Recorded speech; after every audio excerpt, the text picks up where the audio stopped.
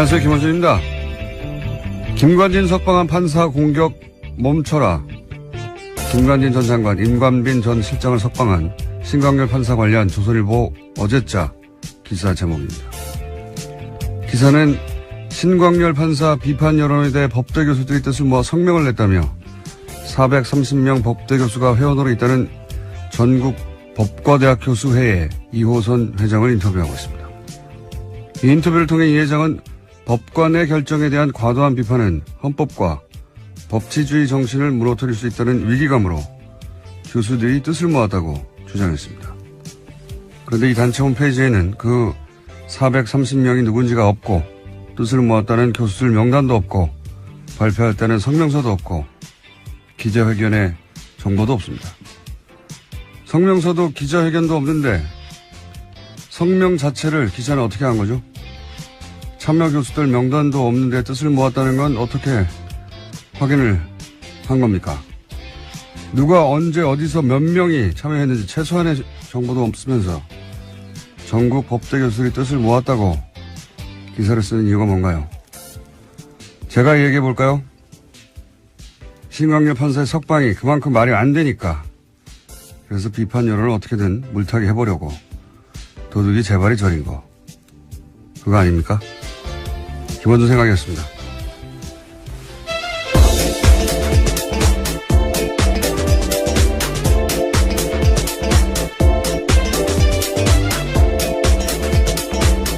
시사인의 김은진입니다. 네. 오늘 첫 뉴스는 다 이제 북한 미사일로 모든 매체가 도배가 됐겠지만 저는 아닙니다. 저는 어제 이어서 이 전국 법과대학 교수회의 이야기를 좀 더 해야 되겠어요. 예. 어제 좀 이 단체가 어떤 단체인지 조사 좀 해보셨어요?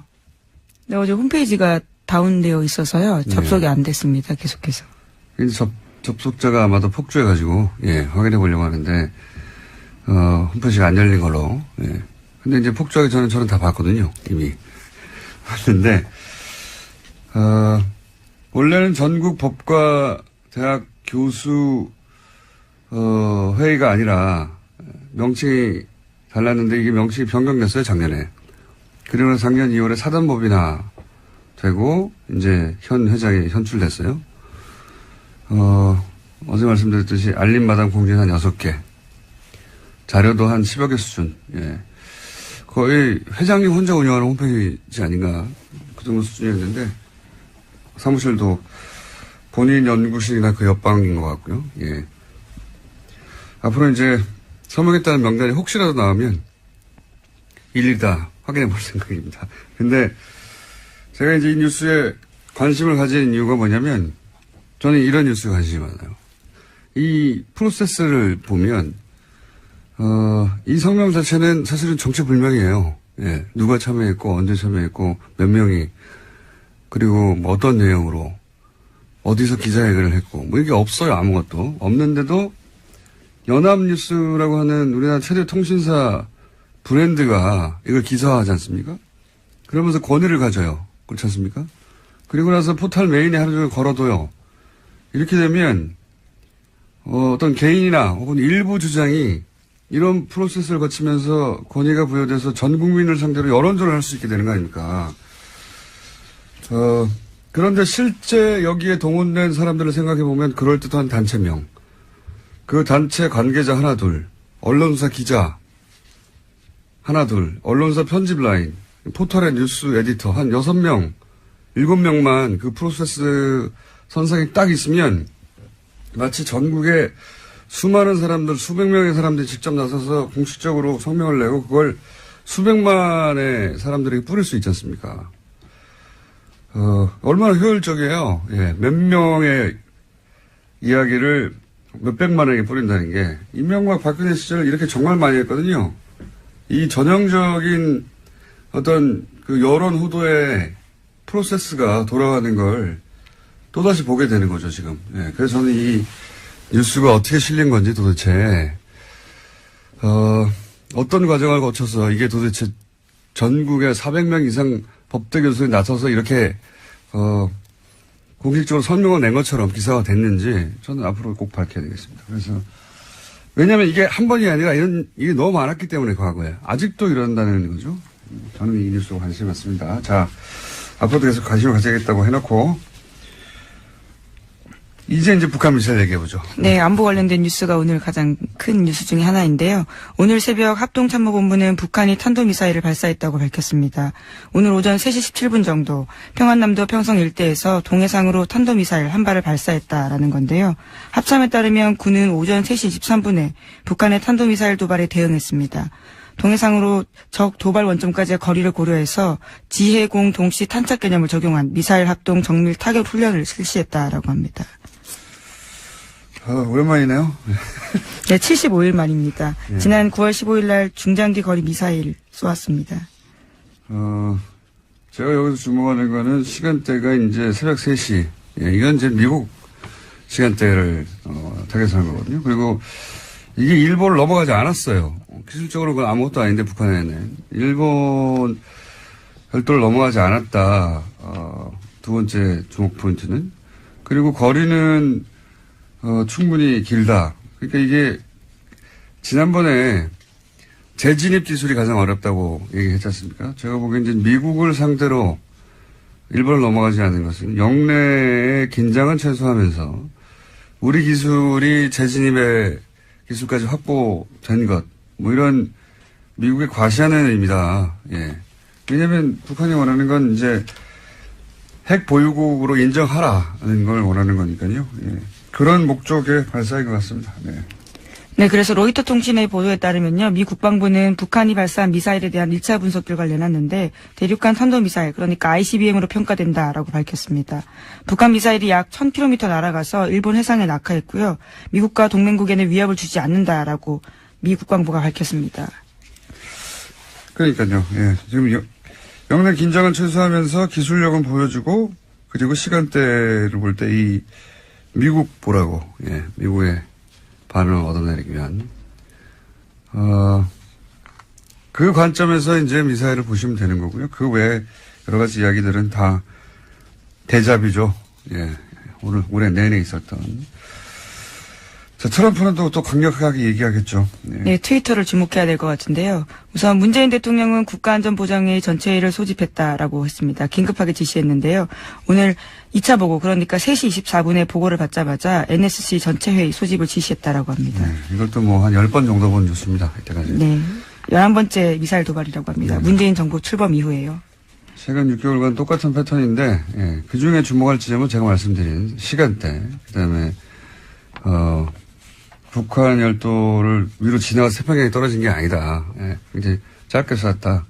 중요한 건 재진입 기술이다. 예. 그래서 이제는 기술을 거의 다 확보했다고 미국에 과시하는 그 관점에서 이제 보시면 되고요. 그 나머지는 뭐 동호 반복입니다. 자, 다음 뉴스는요. 네, 최윤수 전 국정원 2차장이 있습니다. 우병우 전 수석의 절친이라고 알려져 있는 인물인데요. 지난 26일에 검찰 조사를 받았는데 여기서 한 내용들이 일부 보도가 됐습니다. 최윤수 전 국정원 2차장이 추명호 전 국정원 국장의 우병우 전 민정수석 비선복을 알았다라고 인정했다라는 보도인데요. 오늘 아침 경향신문이 보도했습니다.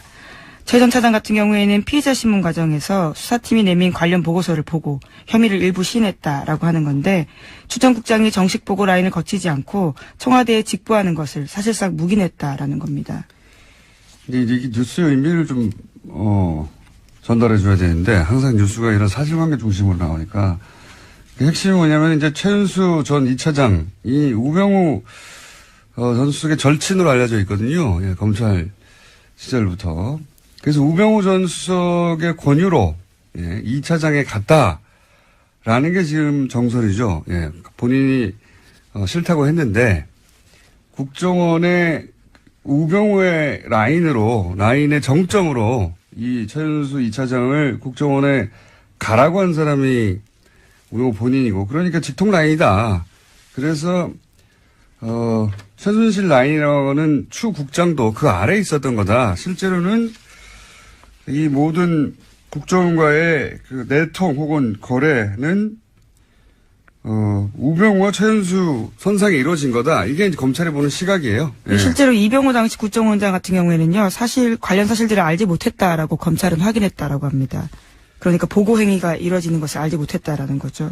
그러니까 이제 우병우의 국정원 라인, 직통 라인이 최윤수 2차장이라고 이제 검찰은 보는 것이고 그 직통 라인이라는 것을 입증할 일부 진술을 얻었다. 이런 내용입니다.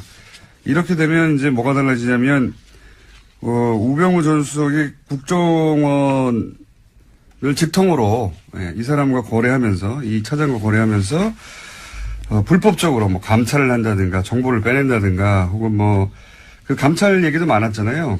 네, 그렇죠. 특별감찰관 같은 경우에는요, 불법 사찰했다라는 혐의들이 있는데요. 이석수 전 감찰관뿐만이 아니라 이광구 우리은행장, 그리고 김진선 전 평창 동계올림픽 조직위원장 등이 이름을 올렸습니다. 이석수 전 감찰관 같은 경우에 우병우 전 수석의 개인 비리를 캐고 있으니까, 이 국정원에 연락을 해가지고, 거꾸로 이석수 감찰관의 비리를 캐라, 라고 지시했다는 거 아닙니까? 심지어 운전기사까지 만나가지고, 이게 정보를 수집했다라는 거죠. 그러니까 이제 본인 개인 비리를 정상적으로 청와대 감찰 기능을 하는 기관에서 조사를 하자 국정원을 동원해가지고 거꾸로 불법이죠 당연히 그런 일에 동원했거나 혹은 최순실의 청탁 예를 들어서 뭐 이광구 우리은행장을 왜 사찰했느냐 한 달 전쯤에 뉴스가 나왔어요. 이제 은행장을 교체하려고 하는데 그 은행장을 교체하려고 할 때 정보를 추국장이 왔다 갔다 하면서 기존 은행장을 잘라야 새로운 은행장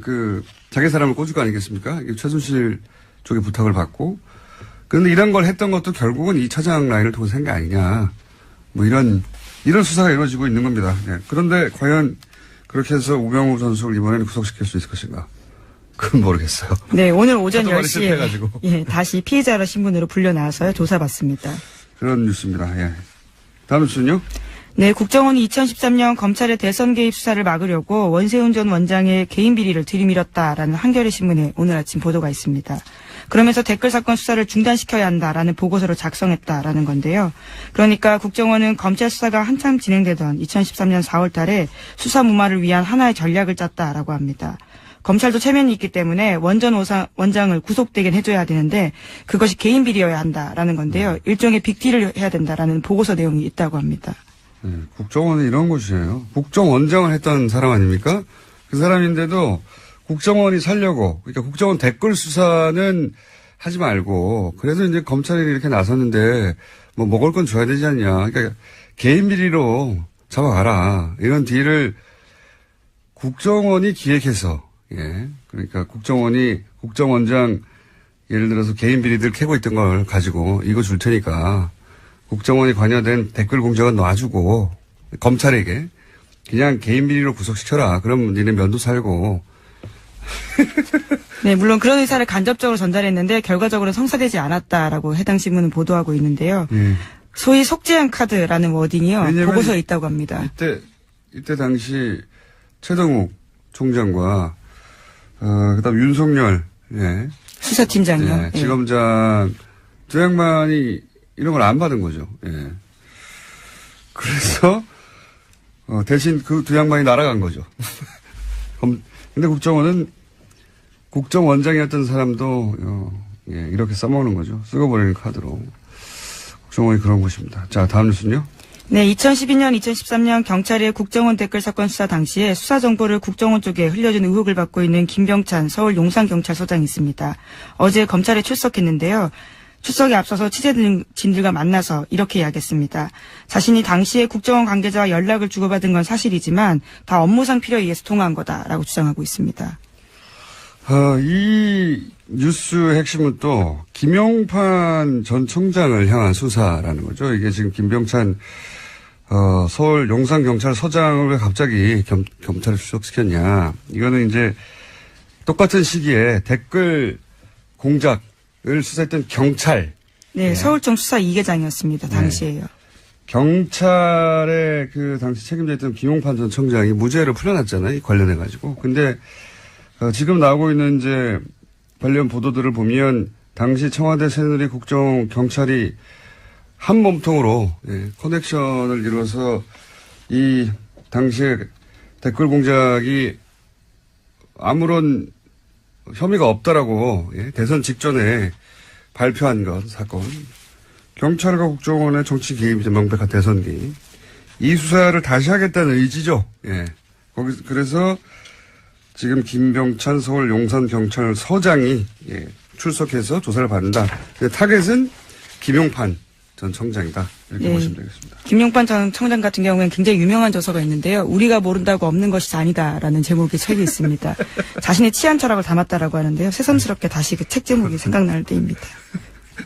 아, 그런 책이 있어요? 예, 굉장히 자신은 자랑스러워하는 책인데요. 치안 철학을 담았다라고 합니다. 본인의 운명을 예언한 책일 수도 있겠네요. 예. 근데 이제 김용판 전 청장을 타겟으로 한다는 건 결국 또 이명박 전 대통령을 타겟으로 한다고 볼 수도 있습니다. 예. 다음 뉴스는요? 네, 어제 검찰이 김태효 전 청와대 대외전략비서관 사무실 등을 압수수색했습니다. 이명박 정부 시절 군 댓글부대 관련 등의 혐의인데요. 검찰 관계자는 의미 있는 자료를 일부 확보했다라고 밝혔습니다. 김 전 비서관은 김관진 전 국방부 장관이 이명박 전 대통령에게 사이버사 증언과 관련해서 보고하는 자리에 배석했고요. 이후에 실무회의도 했다라는 의혹을 받고 있습니다. 이것도 역시 이명박 전 대통령을 타겟으로 한 수사입니다. 그러니까 댓글 공작, 국정원 댓글 공작 혹은 사이버 사령부 댓글 공작, 이 공작을 이제 청와대에서 주도했는데 청와대 주도했던 실무회의의 총책 정도 해당되는 사람이 이 김태효 당시 비서관이거든요. 이 김태효 비서관이 김관진 전 국방장관이 이제 검찰에서 인정했잖아요. 본인이 대통령에게 사이버사 증언과 관련 보고를 했고 지시도 받았다. 대통령이 보고했다는 말을 했어요. 김관진 전 장관이. 했다는 거죠. 예. 근데 그 실무회의의 책임자였단 말이죠. 김태효 비서관이. 그러니까 지금 김관진, 임관빈 석방되니까 아예 다이렉트로 김태효 비서관 쪽으로 타겟을 바꾼 겁니다. 현재. 예. 이것도 역시 이명박 전 대통령을 타겟으로 하는 수사 진척이다. 자, 다음 뉴스는요? 네, 어제 국회 부의장인 자유한국당 심재철 의원의 발언이 논란이 되고 있습니다. 문재인 대통령과 임종석 비서실장, 서훈국정원장과 윤석열 서울지검장을 법치 파괴, 내란죄와 국가기밀 누설죄 등으로 형사고발해야 한다라고 주장해서인데요. 심 의원은 현재 문재인 정부가 적폐청산이라는 미명 아래 여러 행정부처 과거사 진상조사위를 설치해서 벌이고 있는 일은 실질적으로 조사가 아니라 수사다 이렇게 주장하고 있습니다. 예. 하여튼 전 부럽습니다. 어제도 얘기했지만 뭐 아무 말이나 막 해도 되는 거 아닙니까? 예, 그렇습니다. 대통령과 비서실장과 국정원장 그리고 서울중앙지검장까지. 여기 항상 자유한국당이 검찰을 문제 삼을 때는 보통은 검찰총장을 문제 삼는데 자유한국당은 항상 윤석열 지검장을 타겟으로 해요. 예, 윤 지검장이 잘하고 있다는 얘기죠. 네, 내란죄까지 운운했습니다. 내란죄. 예. 그런 뉴스가 있습니다. 예. 좋겠습니다. 아무 말이나 막 해도 되고. 자, 다음 뉴스는요. 네, 어제 조윤선 전 정무수석의 재판이 있었습니다. 여기에 박준우 전 정무수석이 증인으로 나왔는데요. 전임 정무수석이었습니다. 박준우 전 수석 같은 경우에는 조 전 수석에게 불리한 진술을 어제 했는데요. 1심 때 한 진술을 바꾼 겁니다. 1심 때는 조 전 정무수석에게 블랙리스트 관련 업무를 인수인계했는지 기억나지 않는다라고 했는데요. 이 말을 뒤집은 겁니다. 조 전 장관, 조윤선 전 장관은 굉장히 곤혹스러운, 곤란한, 불리한 증언이네요. 이렇게 되면, 왜냐하면 이전에는 기억나지 않는다고 했는데, 이거 다시 뒤집은 거예요. 인수인계 했다고. 예. 네. 1심 같은 경우에는 그러한 진술 등을 바탕으로 해서 무죄를 줬었거든요. 예. 그런데 그게 아예 뒤집어진 겁니다. 굉장히 자세히 진술했습니다, 어제. 예. 그때도 기억났는데, 사실은 변호인단 측에서 거짓말을 유도하여서, 그렇게 거짓말 했다. 근데 지금 마음이 바뀌었다. 이런 거 아닙니까? 마음이 바뀌었다기보다는 이제 본인에게. 예, 검찰 수사를 받고 있는 상황이거든요. 본인에게 이 혐의가 오게 될 경우에 이제 어떻게 합니까? 자기가 벗어나야 되는데. 여하간 조 전 장관은, 예, 석방됐는데, 예, 굉장히 불리하게 됐습니다. 네, 시기와 장소, 워딩까지 굉장히 자세하게 이야기했습니다. 좌파단체 배제와 우파단체 지원은 박근혜 대통령과 김기춘 비서실장이 관심이 있는 사안이기 때문에 챙겨야 한다. 이렇게까지 말했다고 합니다. 자, 시간이 거의 다 됐기 때문에 이제 제목 체크하고 넘어갈까요? 네, 신임대법관 후보로 두 사람이 제청됐는데요. 안철상 대전지방 법원장과 민유숙 서울고법 부장판사입니다. 이제까지 서울대 50대 남성으로 획일화됐던 대법원 구성에서 탈피해서 다양화가 시도됐다라는 평가받고 있습니다. 비서울대 출신 여성법관 그리고 소위 이제 엘리트 코스로 가는 법원 행정처 거치지 않은. 네. 그런 의미에서 파격이다. 예, 평가를 받고 있고요. 다음은요. 네, 국민의당과 바른정당 정책연대 협의체가 오늘 첫 회의를 엽니다. 바른정당 유승민 대표 같은 경우에는 또 자유한국당과 통합하지 않겠다라고 선을 그었고요. 하지만 국민의당 내에서는 반대파의 반발이 갈수록 거세지고 있습니다. 지금 이제 이 앞에는 바른정당이 그렇게 분당이 됐고 혹시 국민의당도 그런 길을 걸을까 싶어서 예.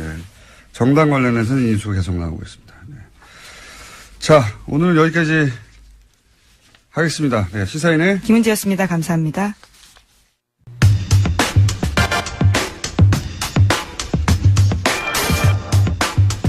평창 동계올림픽이 이제 70여일 남았다고 합니다. 네. 그래서 한번 짚어보기로 하겠습니다. 평창 동계올림픽 조직위의 공동집행위원장 최문순 강원지사님 전화 연결됐습니다.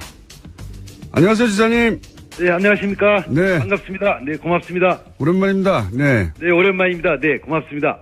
지난번에 직접 나온다고 하시지 않으셨습니까? 글쎄요, 한번 불러주시면. 네. 이번에도 모시려고 했는데. 네, 네. 예. 보좌관들이 시간이 없으시다고, 바쁘시다고. 네.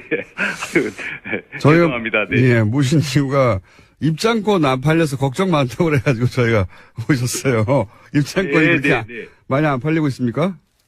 네, 지금 다행히 이제 초반에 이제 부진했었는데요. 예. 초반에 부진을 이제 극복하고 지금 막 팔리고 있는 중입니다. 지금 전부 100만 장을 팔아야 되는데. 예. 그 중에 이제 반을 넘게 팔았습니다. 지금 한 52% 정도 팔았습니다. 네.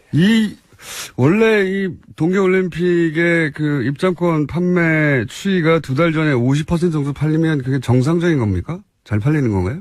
이렇게 잘 팔린다고는 할 수는 없지만, 그래도, 비교적 정상에 가깝다. 그러니까, 초반에 부진을 극복했다. 이렇게 말씀드릴 수가 있겠습니다. 저희가 처음 섭외할 때는 안 팔린다 걱정이 태산이었는데 조금 팔리고 있는 와중이군요, 이제 그 사이에. 그렇습니다. 네, 네. 갑자기 판매율이 올라간 이유가 뭡니까? 그 사이에 이제 올림픽 성화가 들어와서 성화. 지금 이렇게 다니고 있고요. 다른 올림픽의 예를 봐도 올림픽 성화가 이제 돌아와서 돌아다니면서 이렇게 흥행이 시작되는 모양입니다.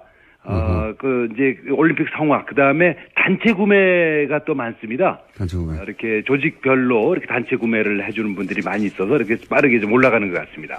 나머지는 그 평창 요새 롱패딩 유행이는데 거기 끼워 팔면 다 팔리지 않을까요? 글쎄요, 그런데, 롱패딩이 의외로 다른 곳에서 이제 좀 예상치 못한 곳에서 흥행이 막 돼가지고요. 그것도 관심을 불러일으키는데 꽤 역할을 한 걸로 생각을 하고 있습니다.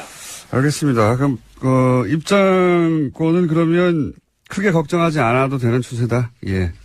그렇습니다. 연말까지 한 80% 정도 팔 수 있을 것 같고요. 예. 올림픽 전까지는 이제 완판해볼 목표를 가지고 있습니다. 완판, 예. 완판하시면은 완판나무를 한번 또 출연해 주시고요. 네, 네. 네. 그리고 또 언론 보도에 이제 숙박비가 너무 비싸다. 지금 일반인 예약도 안 받는다 이런 뉴스가 있던데 이 문제는 네. 강원도가 해결할 수 있는 문제입니까? 어떻게 합니까? 강원도뿐만 아니라 시, 구군이 함께 해결해야 될 문제인데요. 예. 지금 초반에 지금 말씀하신 그런 일이 없지 않았습니다. 이게 초반에 이제, 왜 이런 일이 생겼냐 하면 올림픽 조직위원회하고 IOC에서 올림픽 운영요원들이 이제 쓸 호텔하고 콘도를 전부 이렇게 수용한다 그럴까 차출한다 그럴까 한 150개 정도를 이렇게 쓰게 됐습니다. 그러니까 다른 손님을 못 받게 된 거죠. 그러다 보니까 좀 좋은 숙박업소들이 좀 줄어들어서, 이제, 과열됐다 그럴까? 과열됐습니다. 그러다 보니까 이제 값이 좀 오르고, 그래서 약 한 방 하나에 50만원 선까지 올라갔었는데, 저희들이 여러 가지 자율적으로 협약도 하고, 또 단속도 하고, 또 실제로 계약이 잘 안 돼서 지금 한 28, 9만원까지 이렇게 값이 내려가 있는 상태입니다. 아하, 50만원. 그러니까 2인 1실 기준을 말씀하시는 겁니까? 50만 원이? 그렇습니다. 네, 방 하나에. 대단하네요. 많이 좀 내려갔고요. 네. 저희들이 이제 앞으로는, 강릉이나 평창 정선에 예약을 하신 분들은 제가 전화번호 1330, 이 콜센터로 전화를 하시면 예. 저희들이 공정 가격으로 정상 가격으로 예약하실 수 있도록 위치와 가격을 전부 안내하도록 하겠습니다. 1330으로 전화 주시면 고맙겠습니다. 지역번호 없이 그냥 1330으로 하면 됩니까? 그렇습니다. 네. 1330으로 전화하면 그 공평한, 그러니까 시장 너무 바가지 쓰지 않는 가격으로 예약을 대행해 줍니까, 여기가? 그렇습니다. 네, 네. 아니, 강원도에서 운영하는 곳이에요? 이제 강원도하고 그 관광공사 이렇게 같이 아하, 운영하겠습니다. 그렇군요. 네. 네. 여기서도 못 구해주면 그럼 대신 어떻게 합니까? 네, 거기서 저희들이 책임지고 구해드릴 거고요. 그 다음에 우선 그 개최 지역뿐만 아니라 예. 원주를 비롯해서 춘천 이게 교통이 좋아졌기 때문에 강원도 전역에서 이제 숙소를 구하셔도 대개 1시간 이내로 전부 강릉 평창에 도착하실 수가 있고요.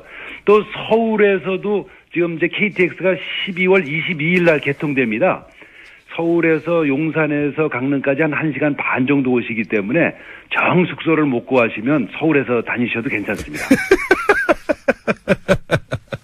숙소를 다 해결해 주신다고 하시다가 큰소리 뻥뻥 1330 하시다가 안 되면은 기본적으로 이제 해결이 다 될 수는 있는데요. 예. 그래도 이제 혹시 그 아주 소수의 이렇게 과도한 요금을 받는 분들이 있으실 수가 있어서 네. 이렇게 저희가 공급을 늘리는 정책도 같이 갖고 있습니다. 네. 어쨌든 1330은 경기도하고 그리고 관광공사에서 하는 공식 네네. 번호고 여기서는 공정한 가격으로 숙소를 예약해 준다 이런 말씀이시고요. 그렇습니다. 네. 예. 그렇습니다. 네, 네. 이걸로도 해결이 안 되면 그냥 집에서 왔다 갔다 하면서 보라는 말씀이시고 네, 네, 네. KTX도 오니까 네. 그리고 또 보도되기로는 이제 너무 춥다. 개회식 네. 하는 그 장소가 거기 기념 콘서트를 했는데 그 공연 보러 온 청소년들이 너무 추워가지고 병원에 네. 실려갔다는 얘기가 있었어요. 그렇습니다. 지난 이제 11월 4일 날 그 D-100일 콘서트를 이제 했는데요. 예. 아우, 저도 거기 있었습니다. 근데 뭐 너무 추워가지고 저도 그렇게 추운 줄은 몰랐는데 그날이 영상 4도였었는데요. 예. 근데 바람이 많이 불어서 그 체감 온도가 나중에 알고 보니까 그 자리가 옛날에 황태 덕장 있던 자리라고 그러더라고요. 그래서 명태가 이제 바람이 센 자리에서 말리는 건데 네. 관중들을 명태 말리듯이 말린 거군요. 산바람으로. 네. 근데 어떻게 해요? 이렇게 추면 관객들이나 영상 3도였는데도 그렇게 추웠으면? 그렇습니다. 근데 이제 올림픽이 열리는 2월 9일 날은 뭐 많이 내려가면 한 영하 8도까지 내려갈 수 있다고 그래서 저희들도 뭐 굉장히 걱정을 하고 있습니다. 근데 이게 뭐 추위라는 게 이게 위에가 터져 있는 그런 구조여서 아주 단칼에 뭘 해결할 수 있는 방법이 없어서 여러 가지 방법을 모두 지금 동원해서 연일 회의를 하고 있습니다. 예. 바람막이도 좀 하고 또 이렇게 여러 가지 따뜻한 보온 제품들도 나눠드리고 이런 것들을 네. 각종 다양한 해법들을 마련해 보도록 하겠습니다. 네. 위험장에서 옷을 많이 입고 오는 것을 해결해야 되겠네요. 예. 네. 우선 좀 많이 입고 오시는 게 기본이 되겠습니다. 네. 하긴 뭐 너무 추운 걸 어떻게 합니까? 예상보다 엄청 더 춥다 이렇게 좀 생각을 해주셔야 됩니다. 그러니까 저희들도 그 추위에 익숙해 있는 사람인데도 저희들이 예상보다 더 춥게 느끼니까 수도권에 계신 분들은 뭐 이 옷을 아주 몇 겹씩 껴입고 오셔야 된다 이렇게 우선 기본적으로 이렇게 말씀을 드릴 수 있겠습니다. 네. 지사님. 네네. 그거는 아무나 할 수 있는 말 아닙니까? 추우니까 옷을 많이 네. 특별한 대책이 있으십니까? 옷을 많이 껴입고 해야 되는 거. 대책을 뭐 다각도로 준비를 하고 있는데 일반적으로 느끼는 추위보다 이제 훨씬 더 춥다 이렇게 좀 미리 좀 말씀을 드리겠습니다. 네. 알겠습니다. 그 대책은 옷을 많이 입고 오는 것으로 말씀해 주셨고. 네. 그리고 연결한 김에 네네. 이건 평창 얘기는 아닌데 평창 얘기는 이제 충분히는 아니어도 앞으로 저희가 개회식 다가가면 좀 더 연결하겠는데요. 연결한 김에 네. MBC 최연소 사장을 지내셨던 분 아니겠습니까? 네. 네. 지사님께서는 최연소 사장을 하셨는데 네네. 최근 이제 사장 선출 과정이 있으니까 굉장히 관심 있게 보실 텐데요. 네네. MBC 사장을 하려면 직접 해보신 분으로 어떤 자질이 굉장히 중요합니까? 우선 뭐 제가 할 때 하고 또 좀 다른 자질이 있어야 된다고 보는데 우선 뭐 정치적 중립성과 독립성을 지키는 게 우선 큰 자질이고요. 근데 지금은 이제 그거를 넘어서서 경영 능력이 굉장히 중요할 것 같습니다. 그 이제 옛날하고는 달리 이 지상파들이 뭐 방송이 지금 뭐 다 그렇긴 한데 재정 상태, 경영 상태가 굉장히 나쁘기 때문에 경영 능력이 아마 굉장히 중요한 자질 중에 하나로 포함되지 않나 이렇게 생각이 듭니다. 방송 정상화를 시킬 능력은 기본이고 더 나아가서 이제 권력으로부터 방송을 지킬 그 자질은 기본이고 사실은 경영 능력도 있어야 된다. 네, 그렇습니다. 네. 이 경영 능력은 그게 미리 알 수 있습니까? 어떻게 합니까? 그 경영 능력이라는 것은 이제 방송의 독립성을 지키는 능력하고는 좀 다른데 예를 들어 그렇죠. 방송의 경영의 가장 수입원이 되는 게 이제 드라마가 되겠습니다. 드라마. 예, 광고인데요. 광고를 제일 많이 붙이는 게 이제 드라마죠. 이 드라마는 그 방송 작가라든지 연기자라든지 PD라든지 또 여러 가지 스텝들을 한 100가지 정도의 한 요인들을 한꺼번에 묶어낼 수 있는 통합 능력 같은 건데요. 그거를 해낼 수 있는 능력이 있어야 된다고 저는 생각을 하고 있습니다. 그러면 드라마국을 경험한 후보자야 좋다 이런 말씀이십니까? 꼭 그런 건 아닙니다. 꼭 하지만 그걸 이해해야 한다. 네네. 그런 이제 통합 능력. 이렇게 사람들의 이해관계를 잘 조절해내고 사람들을 이제 묶어내고 이런 능력이 있어야 된다고 생각하고 있습니다. 네. 알겠습니다. 그리고 저희 그 PD가 갑자기 네네. 보통 이렇게 청탁 질문이 안 들어오는데 질문이 하나 중간에 들어왔어요. 네네네. 올림픽 기간 중에 TBS 영어 방송이 있거든요. 예. 그래서 아마 영어 방송. 네. 예. 네. 영어 방송이 현장 방송을 할 계획인가 봐요. 예. 아, 그러시군요. 네, 예. 그러시군요. 네. 그래도 되는 거죠? 아, 네, 물론입니다. 예, 그래 되는 게 아니라 와주셔야죠. 제가 네. 잘 모시도록 하겠습니다. 거기 우리가 이제 그 언론 활동을 옆에서 지원할 수 있도록 이렇게 센터를 만들어 놓고 있습니다. 거기 호텔 하나를 빌려가지고요. 거기가 저희가 모실 수 있도록 사전에 서로 접촉을 했으면 좋겠습니다. 네. 알겠습니다. 지사님, 이 영업을 굉장히 잘하시는 것 같아요. 네. 홍보할 영업을. 네, 아유, 고맙습니다. 이게 네. 좀 어려운 질문 하나 더 드려볼게요. 네. 편하게. 올림픽 끝나면 이제 이건 뭐 전 세계적으로 이런 문제 많이 대두됐는데 최근에 네. 이제 하계 올림픽도 그랬고 올림픽 끝나면 경기장이 사실상 방치되거나 네. 제대로 운영되지 못해서 네. 막대한 경제적 손실 뭐 이런 이야기 많이 나오지 않습니까? 네. 평창도 그럴 염려 있는 거 아닌가요 혹시? 그럴 염려를 이제 저희가 미리 예상해서 그럴 염려를 뭐 없진 않지만 굉장히 줄여놨습니다. 그 이제 경기장 필요한 게 12개인데요. 예. 그 중에서 8개는 이미 이제 해법이 마련돼서 우리 도하고 시군에서 이제 스포츠 시설, 복합 문화 시설로 쓰기로 결정을 했습니다. 지금 남은 게 4개 있습니다. 예. 이제 스키 점프 때 하고 예. 스키 점프 아시죠? 이렇게 스키 선수들 이렇게 날아서 뛰어내리는 거. 그다음에 이제 지사님 그 정도 압니다. 네. 굉장히 많이 아시는데요. 예. 그다음에 썰매장도 아시겠죠? 그 왜 봅슬레이나 뭐 루지 이런 거 타는 그 썰매장. 예.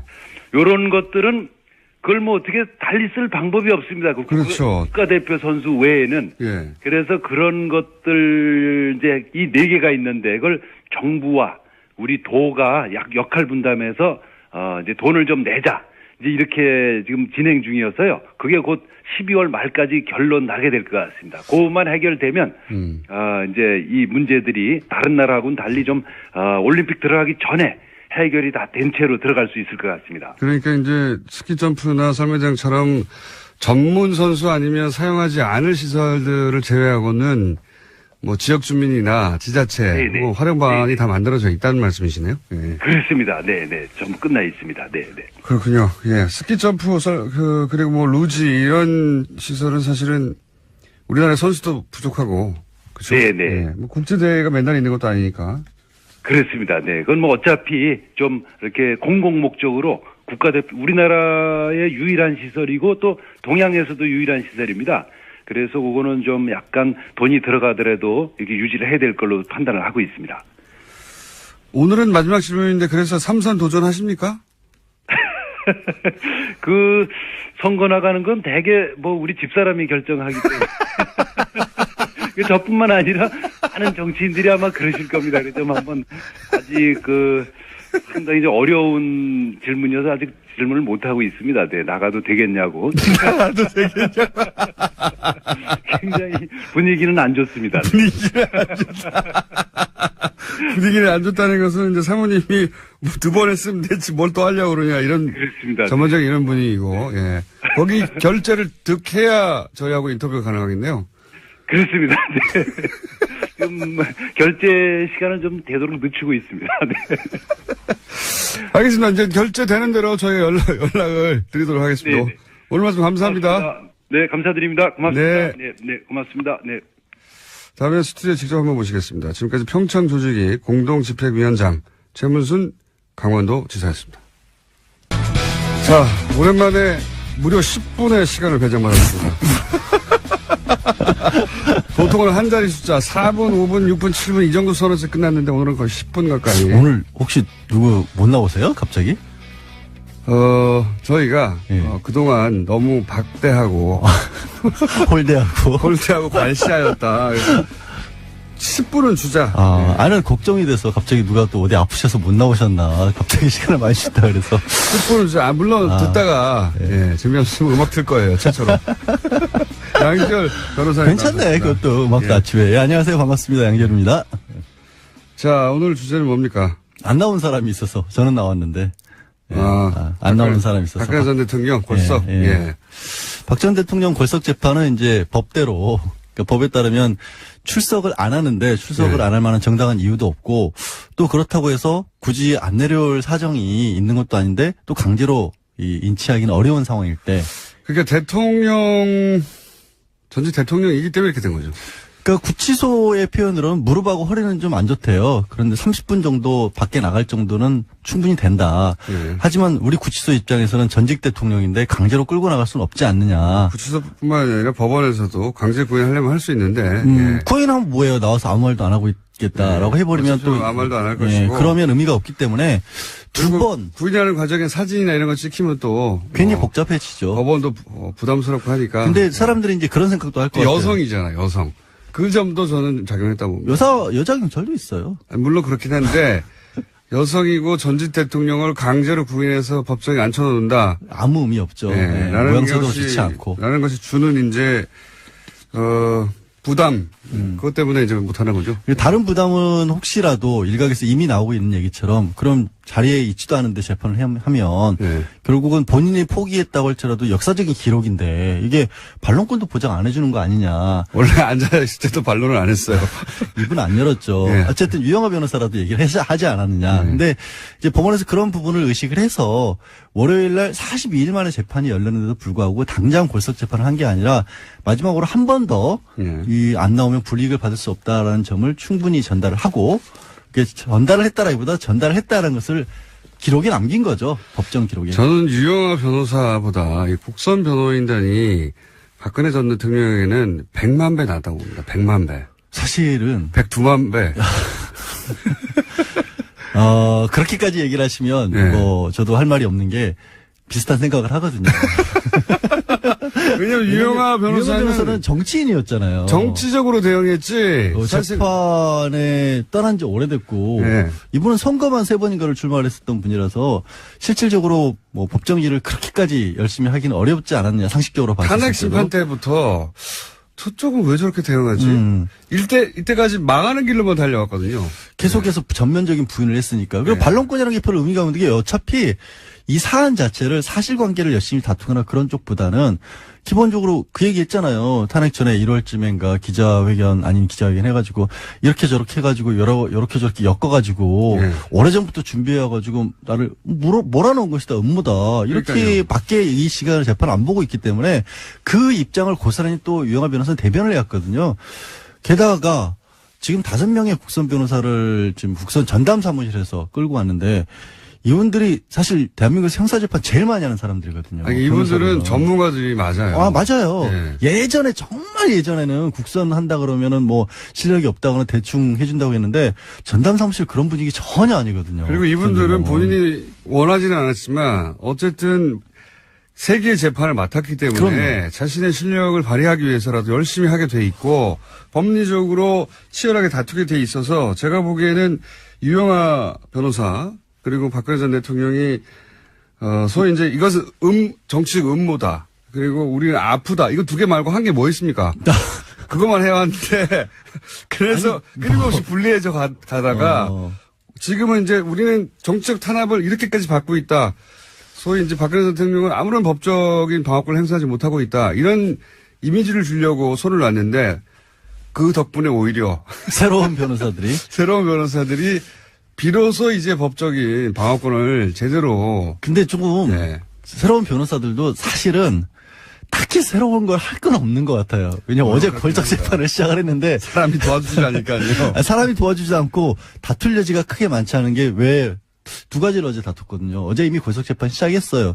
그래서 또 태블릿 PC를 다투기 시작했어요. 네. 국선 변호인. 왜냐하면 그 연장선상에서 그거 말고는 할 게 없다라는 방어를 해야 하니까. 또 정호성 전 비서관 그 유출 경위 문건들 녹취록 이런 것들이 또 증거 능력으로서 쓰일 수 있느냐 이것도 다투기 시작했거든요.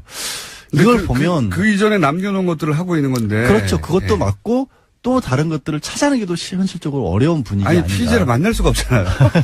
만나야지 서로 의논해 가며 어디를 공략하자 혹은 뭐 아니 뭐 세 번 편지는 보냈는데 첫 번째만 답신이 오고 그 다음부터는 아예 답장도 안 한다는 거 아니에요. 왜 내가 안 만나겠다고 했으면 됐지 두 번 세 번 귀찮게 하느냐 그런 분위기인 거고. 그래서 나오는 부분들은 업무 인수인계도 사실은 제대로 못 받은 것 같기도 해요. 어제 이제 재판장에서 약간 진풍경이 벌어진 게 재판장이 요거는 이미 이전 변호사들이 동의한 거니까 넘어가시고요. 이거는 아니고요라고 또 설명까지 해줬거든요. 보통 그런 상황에서 업무 인수인계 못 받아서 나오면 혼나는데 증거 동의 부동의 이거 사실관계 자체도 전달을 안 했군요. 그렇지 않나 싶어요. 왜냐하면 5명이라도 가장 기본인데. 그렇죠. 예. 그러니까 그런 요 얘기를. 증거는 채택이 안 됐고요. 이거 알려줘야 되는데 예, 그것도 안 알려줬군요. 뭐 그래서 딱히 보면은 불리할 것도 없고 유리할 것도 없고 무엇보다 이게 재판이 불리해진다 유리해진다라는 것을 따질 수가 없는 게 공범들이 다 있잖아요. 공범들이 다 지난주에 차은택 송성각 씨 같은 경우도 유죄 판결 받았습니다. 직권남용하고 그 인사청탁했던 부분. 인사청탁한 건 박 전 대통령이 뒤에서 꽂아줬다라는 게 그냥 판결문에도 나와 있어요. 그럼 이재용 부회장 이미 항소심 진행 중이지만 유죄 판결 받았고 내용을 줬다는 죠. 총성 전 비서관 이번 주 금요일이죠? 다음 달이긴 하지만 1일날 증인신문 다시 하는데 총성 비서관도 공무상 기밀누설 유죄 받았잖아요. 그럼 본인만 빠져나갈 수 있는 방법이 뭐 있어요? 다른 변호사가 온다고. 사실은 박근혜 전 대통령은 빠져나갈 방법이 없습니다 지금. 그러니까요. 너무나 많은 사람들이 박근혜 전 대통령에게 불리한 진술을 하고 있고요. 그리고 그런 정황과 어떤 서류들이 계속 나오고 있기 때문에 빠져나갈 방법이 없어요. 판장 입장에서는 한 가지는 좀 마음이 편해진 것 같아요. 계속 안 나오니까 나중에 판결문에 어찌됐든 지금 상황은 중형이 불가피한 상황인데 어쨌든 전직 대통령에게 중형을 내리려면 조금 마음의 부담은 있는데 안 나왔으니 이건 사법 질서에 대한 어떤 방해고 이런 부분은 죄질이 좋지 않다. 이런 거 한 줄 더 쓸 수 있게 생긴 거죠. 그거 말고는 별로 달라진 결심 거 때는 없는 설마 나오겠죠. 결심 때는 설마 나오지 않을까? 그걸 어차피 나와서 선고 듣는 거니까 큰 의미는 없고. 박근혜 전 대통령은 어쨌든 제가 보기엔 계속 안 나옵니다. 문제는 지금 한 달째 사실 유영하 변호사도 안 만나고 있다는 거예요. 그건 이미 얘기됐을 거예요. 처음에. 근데 사람이 한 달째 아무도 안 만나고 일반 면회도 안 하고 말도 안 하고 있다? 그거는 정상적인 상태가 아니잖아요. 구치소 내에서 구치소장이나 그분들하고 얘기를 하는지 안 하는지 심리상담 같은 거 한다고요? 어떻게 하십니까? 그것도 구치소장 만나는 것도 특혜라고 말 많은 바람에 본부에서 굉장히 조심스러울 것 같아요. 어쨌든 제가 보기에는요, 이 전략 자체는 그렇게 철저하게 핍박당하는 게 아니라 본인이 그 길을 선택했는데 핍박당하는 모습으로 재판을 응한다. 예. 왜냐하면 그거 말고는 전략이 없어요. 이게 만약에 변호인이 들어와서 하는 일은 뭐냐면 가장 기본적으로 이건 인정하고 이건 하지 말자를 해야 되는데 그 18개 중에 하나라도 하는 순간 내가 아까 말했던 것처럼 이렇게 저렇게 엮여가지고 누군가의 음모에서 이렇게 당했다는 말을 못 꺼내잖아요. 그러니까 철저하게 부인하는 쪽으로 갈 수밖에 없는 거죠. 끝났나요? 자, 안녕히 가세요. 네, 연결했습니다.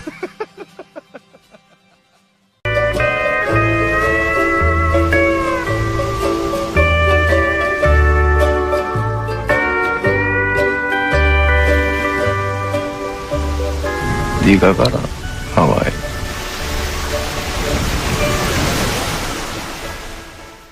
김어준의 뉴스 공장.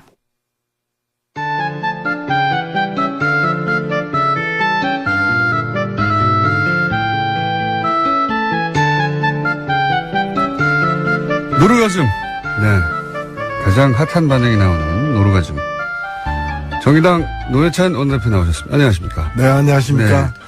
요 3부 시작하기 전에 이제 하와이 보내달라는 저희 시그널. 의미는 아시죠? 예. 코너 끝나고 가시는 길에, 예, 사장님 좀 면담 좀 와주세요. 예. 같이 가자, 하와이. 같이 가자. 예. 시사방송 지수로 2자리 청취율, 달성했는데, 말씀이 없으세요, 말씀이, 도대체. 사실 구약을 한번 보셔야 될 것 같아요. 첫 문장이 태초에 말씀이 있었다, 얘기 나오는데. 자, 이번 주도 사건, 사고가 없는, 날이 없는 정치판인데, 또 큰 사건들이 몇 개 있었습니다. 우선, 지난주, 김관진, 임관빈 두 국방부의, 전 실세, 핵심 책임자들, 댓글 공작 관련해서 구속이 됐다가 신광열 수석 형사부장 판사에 의해서 구속적부심 통해 석방됐습니다. 크게 논란이 됐는데 어떻게 보십니까? 네, 저는 이게 상당히 어떤 빙산의 일각처럼 보이지만은 네. 그 밑에는 더 큰 이제 이 빙하가 있는 네. 좀 위험한 어떤 상황이라고 보여집니다. 왜냐면은 지금 영장 전담 판사는 중견 판사들이거든요. 예.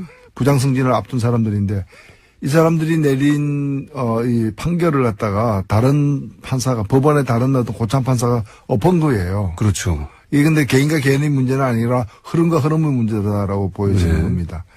사실 바뀐 것은 대통령이 바뀌었고 대법원장이 바뀌었을 뿐이고 예. 이 법원 체계나 이런 부분은 과거 정부 시절하고 크게 달라진 게 없는 거죠. 예, 인적 구성은 거의 똑같죠, 지금 현재. 예, 없는 거기 때문에 어떤 상황이 여차하면은 얼마든지 그런 구시대적 발상. 예. 그러니까 그 국정농단 세력과 함께 했던 그런 어떤 사고와 발상들이 표출할 수도 있는 거라고 저는 보여집니다.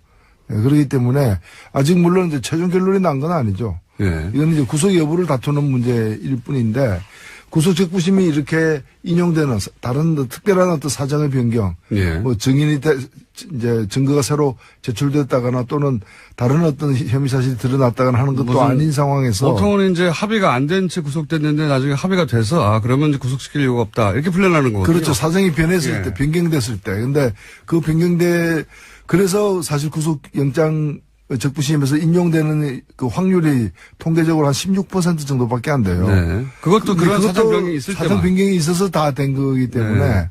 근데 이번 경우 그래서 대개 보면 신청도 안 하거든요. 요즘에. 안 되니까요. 안 되니까. 근데 이제 이번 같은 경우에는 그게 받아들였다는 거는 상당한 이제 좀 유의해서 봐야 될 대목이다 이렇게 보여요. 사정 변경 없이 신청했다는 얘기는 사정 변경이 없지만 석방이 될 거라고 생각하고 신청한 거거든요. 그렇죠. 예, 그걸 어떻게 알았냐 이거죠. 예. 그 당시에 네. 유력 그 보수 일간지에 매체들이 그 유력 예. 그 보수 언론인이 이 김관진 실장을 딱 이렇게 표적으로 해가지고 이게 말이 되느냐 저렇게 포함줄로 꽁꽁 묶은 것을 그래서 그게 구속돼야 될 만한 죄냐.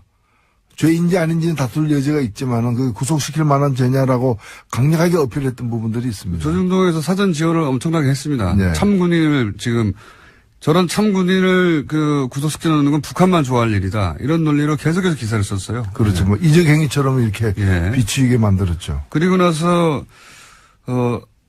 신청했을 때조차 다들 법조인들이 이거 될 리도 없는데 왜 신청하나 그랬거든요. 예. 심지어는 본인조차도 예. 김관진 본인조차도 처음에는 신청하는 거 변호인들이 신청하자고 할 때 망설였다는 거 아닙니까? 그런데 설마 한 게 실제 이루어졌는데 이게 이제 단순히 법리를 다퉈서 법리상 영장실질심사를 한 그 판사들이 잘못 법리를 적용했기 때문에 뒤집었다라고 해석하는 것 이상의 이제 그 흐름이 그 뒤에 있다 이렇게 보시는 거죠. 네. 예. 그렇게들 다들 보는데 이게 이제 김관진 전 국방장관이 사실은 검찰에서 본인이 이명박 전 대통령에게 보고하고 지시받았다 이런 얘기 했거든요. 예. 그러면 이제 그 다음은 구속된 다음에는 그거 조사를 더 해서 결국은 이명박 전 대통령을 타겟으로 하는 그 수순만 남은 단계에서 풀려난 거죠. 그렇죠. 결국에는 어찌 보면 이거는 예고편인 것이고 이제 이명박 전 대통령을 어떻게 다루느냐, 예. 다룰 것인가 법원이 예. 이 문제와 또 직결되어 있습니다. 그 구체제의 반격이 시작됐다. 예. 그 서막 같은 예. 그런 사건이 아니겠는가. 대표님도 그렇게 보시는 거죠? 그렇죠. 그게 바뀐 것은 대통령밖에 없다라는 걸 명심해야 될 것 같아요. 그걸 다시 한번 확인시켜줘서 네. 사람들 좀 긴장시키는 예. 그런 뉴스입니다. 그리고 또 이것도 재밌는 뉴스입니다. 예. 심재철 국회 부의장입니다. 예. 네. 국회의장 말고 부의장이나 되는 분이 뭐라고 했냐면 문재인 대통령이나 실장이나 국정원장이나 혹은 윤석열 지검장 보통은 이제 검찰총장을 거론하기 마련인데 윤석열 지검장이라고 특정해가지고 서울지검장을 내란죄로 고발해야 된다고. 원래 자유한국당에서 어떤 워딩을 내놓을 때는 그냥 하는 법이 없고 뭔가 이렇게 흐름 속에서 하는데 이 내란죄로 고발해야 된다는 건 어떻게 보십니까 이건? 예, 이게 뭐 어처구니 없는 거죠. 이걸 뭐 따지고 논리적으로 반박할 어떤 그런 상황도 아닌 것 같고요. 이게 참 이게 그 좀 건강이 이제 걱정이 되는 거죠. 예, 특히 이제 정신과 쪽에 뭐 질환이 있는 게 아니라면은 이런 발상이 왜 나오는지 의심스럽고 오히려 저는 그렇게 해서 보여집니다. 지금 자유한국당의 그런 뭐 리더들이 이 지나온 과정, 자신들이 모시던 대통령이 구속되고 정권이 넘어지는 붕괴되는 이런 상황에 대해서 냉정하게 반성할 거 반성하고 끊을 거 끊고 정리할 거 정리해서 그 다음 역사적 단계로 넘어가는 과정이 아니라는 거예요. 오히려 그 트라우마에서 지금 못 벗어나고 있는 것 같습니다. 그러다 보니까 뭐 예를 들면은 아직도 무슨 그 태블릿 PC가 가짜다라고 얘기를 하고 아직도 거기 매달려 있어요. 예, 그거 바꾸면 뭐가 달라질 것처럼. 네. 그다음에 심지어는 뭐 흥진호 선언 내려오는 거 저를 갖다가 뭐 간첩이 내려오는 거 아니냐라고 그래서 마스크 썼다 뭐 이런 얘기를 하는 일반적이 들어오면 예. 도저히 받아들일 수 없는 내용이군요, 이게. 그렇죠. 예. 이래 되면 아마 좀 더 가면은 그 문 대통령에 대해서 탄핵갑니다. 예. 헌법재판소 넘기자. 뭐 이런 또 발상이 나올 수도 저는 있다고 보고. 그러니까 자신들의 정권이 탄핵으로 무너졌으니 그 정도 수위로 반격을 해야 된다고 생각하는 것 같아요, 지금. 바로. 그래서 뭐 내란죄 얘기 나오고. 지금 제 정신이 아닌 거죠. 내란죄가 아니라 정신 창난죄죠. 근데 이제 국회 부의장이 농담으로 한 게 아니라 진지하게 얘기를 했습니다. 진지하게 얘기를 했고. 그리고 자유한국당 얘기를 좀 더 하자면 지금 원내대표가 이제 곧. 네. 얼마 안 남았습니다. 아마 다음 주 정도면 이제 원내대표가 결정될 것 같은데 원내대표는 또 원내에 이제 대여 투쟁을 주도하기 때문에 중요한 사람인데 지금 이제 친박의 홍문종 그리고 이제 홍준표 대표 8호 분류되는 김성태 지금 김성태 의원 같은 경우 그쪽으로 분류되고 있습니다. 그리고 과거에 친박이었는데 약간 MSLC에다 나오신 한선교 의원 등등 몇 분이 경합을 벌이는데 어떻게 보십니까? 어떻게 될 거라고 보십니까?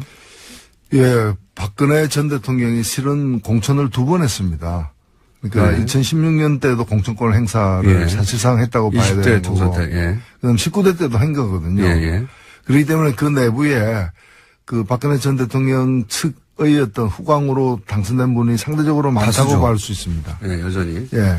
예, 그럼에도 불구하고 박 전 대통령은 다시 재기가 불능한 상태이기 때문에 예. 친박이라는 그 정체성 아이덴티티로 계속해서 이렇게 뭉쳐다니거나 다시 부활하거나 재기를 노리거나 하기 어렵다고 보여집니다. 예. 그래서 저는 표를 얻기 위해서 이제 좀 친박의 유화적인 태도를 취할 수는 있을지 몰라도 친박이 그 세력을 유지하면서 다시 권력을 잡는 식으로 넘어가지 못할 것이라고 보고 오히려 지금으로서는 대표가 이제 홍준표 대표니까 그쪽하고 이제 김무성 전 대표 네. 쪽이 어떤 합동으로 해서 가되 결국에는 원내대표 뽑히는 순간부터는 친박 대 비친박의 싸움이 아니라 결국에는 친홍 대 친김무성 의 갈등으로 이제 국민이 넘어갈 것이고 지금 그 전 단계에서 지금 벌어지는 일들이 아닌가 보여집니다. 그렇다는 얘기는 뭐 그렇게 분석하는 이야기도 저도 듣기도 했습니다만은 그러니까 친박은 구심점이 없다 이제 없으니까 그 다음 당을 장악할 누군가가 있어야 되는데 현재 당대표는 홍준표이나 홍준표 대표 개라고 할 수 있는 국회의원이 몇 명 없거든요. 네. 네. 반면에 김무성 전 대표는 과거 거의 대선 주자급이었고 그리고 당대표도 오래 했고 지금 바른정당에서 몰고 온 사람들도 있으니 당대표는 아니지만 김무성계가 결국은 당을 장악하지 않겠냐. 지금은 친박을 대항해서 홍준표와 김무성이 손을 잡았으나 예. 일단 원내대표가 뽑히면 서로 견제하거나 결국은 홍준표 다음은 김무성계가 다시 당을 장악하는 뭐 이런 그림으로. 네. 또 그것까지 내다보고 또 그 바른당에서 나와서 예. 또 배를 갈아타지 않았을까 이렇게 보이는 거죠. 그렇군요. 그러면 김성태 의원이 원내대표가 될 가능성이 높다 이렇게 보십니까? 저는 상대적으로 그렇다고 봅니다. 흐름은 그쪽으로 가고 있는 거 아니냐고. 근데 원내대표는 항상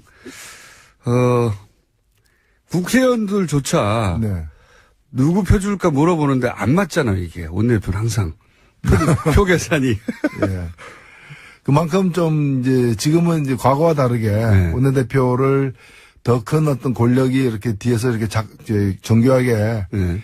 각본을 짜서 작동시키기가 힘들고 의원들의 어떤 개개인들의 어떤 판단이 이제 많이 반영되는 측면이 있는 거죠. 서로 친한 양쪽에서 전화 오면 이쪽에도 펴준다고 저쪽에도 펴준다고 해가지고 원내대표 표 계산할 때 보면 자기들 계산하는 거로 보면 의석수보다 더 많아요. 보통은. 그래서 대개 보면은 이제 인기가 많은 사람이 원내대표 된다기보다는 확실한 비토 세력이 적은 사람이 그러니까요. 되는 경우가 많죠. 네. 김성태 의원이 원내대표가 될 가능성이 높다고 전망을 하셨고 만약에 이거 내기 하나 할까요 그러면? 그래서 뭐 내기할 가치가 있는 일인지는 잘 모르겠습니다. 자 그러면 안 되면 하와이 같이 못 가시는 걸로. 가장 그 말들이 많이 나오고 일주일 내내 매일매일 기사가 쏟아지는 건 결국 국민의당하고 바른정당 얘기입니다. 현재과. 예. 여기는 어떻게 될까요? 글쎄요. 지금 상황에서 크게 달라지지는 않을 것 같아요. 그러니까 지금 이제 정책인데 추진하는 걸로 이제 했는데 이거는 뭐 더 이상 진도를 뽑기는 어려운 게 현재 상태가 아닌가. 통합이 지방선거 전까지는 안 될 거다 이렇게 보십니까? 그렇죠. 통합하게 되면은 더 얻는 것도 있겠지만은 당장에 이제 선거에서 잃는 게 있기 때문에 그렇게 되기는 좀 힘들 거고요. 그러니까 통합이 이루어지려면은 바른당의 일부와 국민의당 일부가 통합하는 것만이 이 통합 가능성이 있는 것이고 어느 한쪽이 통으로 통합에 참여하거나 양쪽 다 참여하는 일은 현재로서는 상당히 힘든 거죠. 국민의당 내부를 이제 놓고 얘기하자면 이제 국민의당에서 안철수 대표계와 그리고 흔히 이제 호남계라고 불리는 다선 의원 중심의 그 박지원, 천정배 그리고 정동영 이분들을 중심으로 한 그렇게 통합은 안 된다. 파 이렇게 크게 갈리지 않습니까? 우선 안철수 대표 쪽에서 통합을 주장하는 이유는 뭘까요? 그림이 뭐라고 보십니까? 앞으로 어떻게 이어 가려고 지금. 아무래도 다음 대권용이죠. 다음 대권. 예, 국민의당이 만들어진 것이 지난번 대권. 예. 용이었다면은 2017년 대선을 위한. 예. 용도로다가 이제 그 국민의당이 만들어졌다면은 지금 이제 뭔가 통합정당을 만들려고 하다거나 이제 당 체제를 변경시키려고 하는 것은 다음 대선을 겨냥한 것이 이제 분명한 것이고 그 점과 관련해서 사실은 이해관계가 다른 거죠. 안철수 대표는 중도 보수라고 얘기하지만은 사실은 그 지금 자유한국당에 제대로 된 후보가 없다고 보여지는 것이고 그래서 자유한국당 바깥에서 최대한 그 보수 세력들을 결집시킨다면은 결과적으로는 자유한국당까지도 견인해낼 수 있는. 자유한국당이 지방선거에서 큰 성적을 못 낼 경우에 원심력에 의해서 떨어져 나가는 사람들을 이제 흡수해서 몸집을. 그래서 자유한국당이 그때까지 온전하게 지금 형태로 존재할지는 가봐야 알겠지만 하여튼 그 세력들과 연합해서 정권을 창출하겠다라는 그런 이제 발상이고 그런 점에서 국민의당 내에 뭐 예를 들면 호남이라거나 호남 세력이라거나 이런 부분들하고는 이해관계가 일치하지 않을 수 있는 것이죠. 그러니까 이런 거죠. 뭐 재개발해가지고 뉴타운 짓겠다. 라고 하는데 개발업자와 원 거주민들의 이해관계가 일치하지 않는 거죠. 원 거주민 입장에서는 좀 나아질지 몰라도 사실은 그렇게 되면은 뭐 용적률 제한이라거나 여러 가지 때문에 큰 평수 나오지도 않고 또 자기 부담금은 더 커지는 자기가 부담할 건 많아지는 그래서 선뜻 꼭 뉴타운 지어야 되느냐 이대로 있는 게 더 낫지 않느냐 다른 개발 방법은 없느냐 이제 그런 걸 갖다가 이제 좀 노리는 거죠. 근데 개발업자 쪽에서는 이렇게 하면 우리가 돈 많이 번다. 예. 그렇죠. 예. 사실 서울에도 보면은 이런 식으로 추진되다가 결국에는 이해관계가 조율이 안 돼가지고 뉴타운 계획이 이렇게 폐기된 지역들이 많거든요. 많습니다. 네. 예, 실제로. 그러니까 안철수 대표는 확실하게 우클릭, 그러니까 초반 등장했을 때만은 하더라도, 상대적으로 진보적인 후보로 평가받고 본인도 그렇게 포지셔닝을 했는데, 대선 이후의 포지션은 점점 오른쪽으로 가서 이제는 바른정당 그리고 자유한국당에서 일부 세력을 제외한 보수.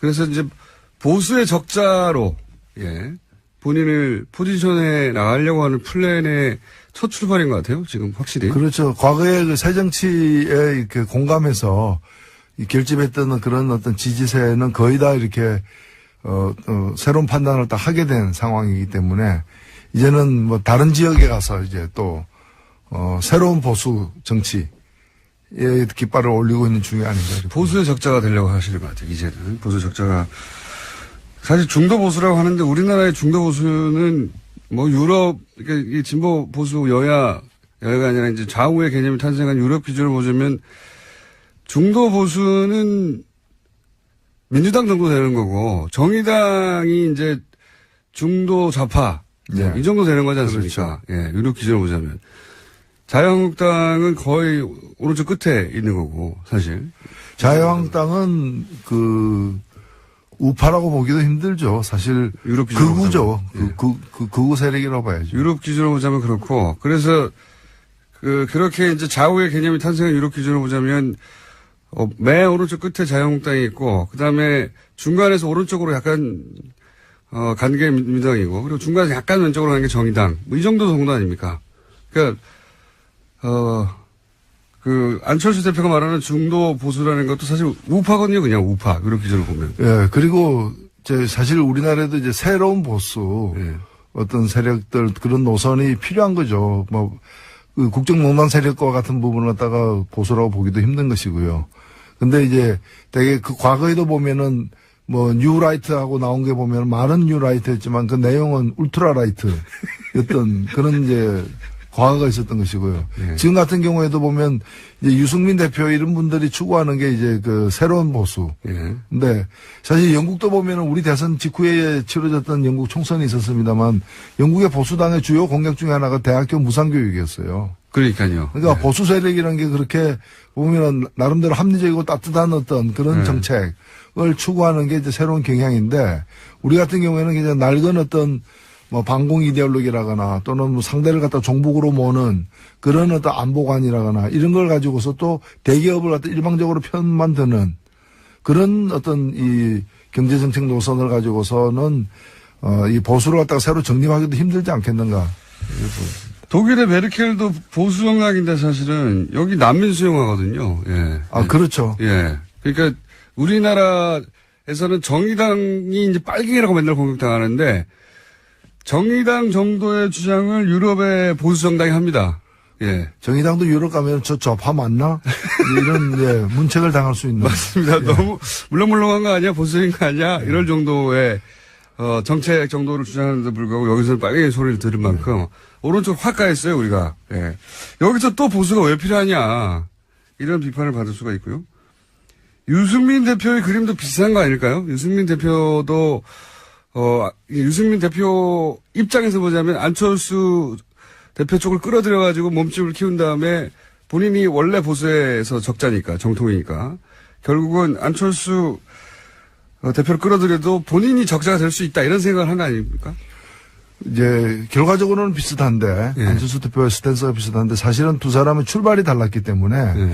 민주당 쪽에서 출발해가지고 그까지 간 사람하고 예. 그다음에 자유한국당에 있었지만은 자유한국당으로서는 자유한국당은 더 이상 이제 그 유효 기간이 끝난 상품이다. 예. 이제 그래서 자유한국당으로 다시 들어가지 않고 바깥에서 이제 제대로 된 보수를 갖다가 규합해서 세워나가겠다는 예. 그런 사람하고는 같지가 않은 거죠. 출발이 예. 다른 분인데. 그래서 어찌 보면 그 유승민 대표는 좀 뭐 험한 길을 갖다가 가겠다. 이제 그런 걸 이제 고난의 길을 갖다가 이제 네. 감수하겠다라는 것이고 그렇게 해서 보수를 세우겠다는 것이고 지금 안철수 대표 같은 경우에는 뭐 원래 하던 데서 이제 더 이상 농사가 안 되니까 이제 새로운 어떤 이제 그 땅을 찾아다니는 이제 그런 상황이기 때문에 같지가 않다고 저는 봅니다. 농사가 안 되니까. 자, 벌써 시간이 다 됐네요. 이 노루가 좀 몇 마디 아닌데 빨리 끝나버려요. 이렇게 20분이 빨리 가는지.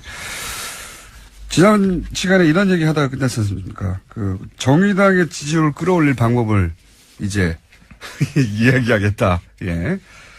정의당의 지지율을 어떻게 끌어올릴 생각이십니까? 네. 예, 정의당이 사실 요즘에 보면은 뭐 수도권 같은 데서도 그렇고 많은 여론조사에서도 국민의당이나 바른정당을 앞서는 네. 그래서 민주당, 자유한국당 다음에 제3당으로 기록되는 일들이 많은데 저는 여기에 그냥 좀 빠져서는 안 된다고 봅니다. 왜냐하면 이런 현상은 정의당이 뭘 잘해서 만들어진 현상이라기보다는 워낙에 뭐 바른당이나 국민의당 등이 이렇게 헤매다 보니까 생긴 반사이익 같은 거라고 보여지거든요. 그럼에도 불구하고 정의당으로서는 하나의 기회인 것은 분명하다고 저는 봅니다. 이 타이밍 어떻게 치고 나가야 됩니까? 그래서 저는 오히려 이 자기 색깔을 제대로 드러내는 것이 중요하다. 지금 뭐 더민주당하고 견제해서 더민주당하고 지금 경쟁해서 될 문제도 아니고 더민주당 잘하고 있는 걸 또 발목 붙잡는다고 해결되는 것도 아니고 오히려 정의당이 이제 대변하려고 하는 더 힘들고 또 그런 광범위한 어떤 그런 사회적 약자들을 대변하는 실질적인 정책들. 그러니까 다른 데서 뭐 이전 투구를 하고 있을 때 오히려 정의당은 차분하게 당장에 이게 돈이 될 것 같지 않다 하더라도 우리 국민들에게 진심에 이제 호소할 수 있는 그런 어떤 실질적인 어떤 민생정책. 저는 그래서 민생정책 중심으로 가야 된다고 봅니다. 뭐 정의당 같은 작은 당이 뭐 안보 문제와 관련해가지고 큰 어떤 기획을 내놓기도 쉽지 않은 부분이고 하기 때문에 그래서 그런 부분과 관련해가지고 아직은 좀 약하지 않은가. 청년, 여성, 그리고 우리 어떤 뭐 직장인들 이런 분들을 더 좀 대변할 수 있는 실질적인 정책들을 갖다가 내므로서 그것이 집행력을 갖고 있는 어떤 정부 여당의 정책과 좀 차이가 나더라도 서로 보완할 수 있는 그런 방향으로 갈 필요가 있다고 다 봅니다. 옳으신 말씀인데 그런 정책을 낸다고 갑자기 호응을 할까요? 아니 저는 이것은 뭐 빗방울이 바위를 뚫는 식의 어떤 그런 노력으로 그 지속될 때는 평가를 받을 수 있다고 봅니다. 지금 저는 뭐 깜짝 쇼라거나 하나의 이벤트로서 국민의 마음을 확확 사로잡는 그런 시기는 아니라고 보고 그거는 이미 어찌 보면은 촛불광장에서 나온 민심을 갖다가 이렇게 받아 안으면서 탄생한 정권이 있기 때문에 그 정권 하에서 그렇게 뭐 한두 가지 이벤트로다가 민심을 잡을 수 있는 건 아니지 않느냐 보입니다. 이 정권의 지금 그 지지율 고공행진은 언제까지 갈까요? 글쎄요, 그걸 참 점칠 수는 없겠지만은 저는 생각보다는 꽤 오래 갈 수도 있다 보여집니다. 워낙 못해가지고 야당이. 아니 왜냐하면 이번에 이게 현상적으로 겉으로 보면 정권이 교체된 거지만은 제가 볼 땐 정권이 교체된 게 아니라 시대가 교체된 거거든요. 예, 시대가 교체되기 때문에 구 세력들이 다시 이렇게 좀 회복해가지고 지지세를 규합해서 가기에는 많은 시간이 걸릴 거로 저는 보여집니다. 이 시대에 맞게 본인들의 포맷도 바꿔야 되고 멘탈리티도 바꿔야 되는데 그대로 똑같이 하니까요. 바뀌었다는 걸 모르는 것 같아요. 그래서 정의당 같은 경우에는 큰 욕심 부리지 말고 나름대로의 어떤 역할이 저는 있다고 보여지거든요. 그래서 원내 교섭전체 구성을 갖다가 지금으로서는 상당히 꿈꾸기도 힘든 것으로 보일 수도 있는데 그런 걸 목표로 해가지고 차분하게 남은 어떤 3년을 갖다가 관리해 가야 되지 않느냐 생각합니다. 자, 그러면 3년 동안 그게 이루어질지 3년간 앞으로 이 코너를 계속 해보겠습니다. 자, 오늘 여기까지 하겠습니다. 정의당의 노회찬 원내대표였습니다. 감사합니다. 네, 감사합니다.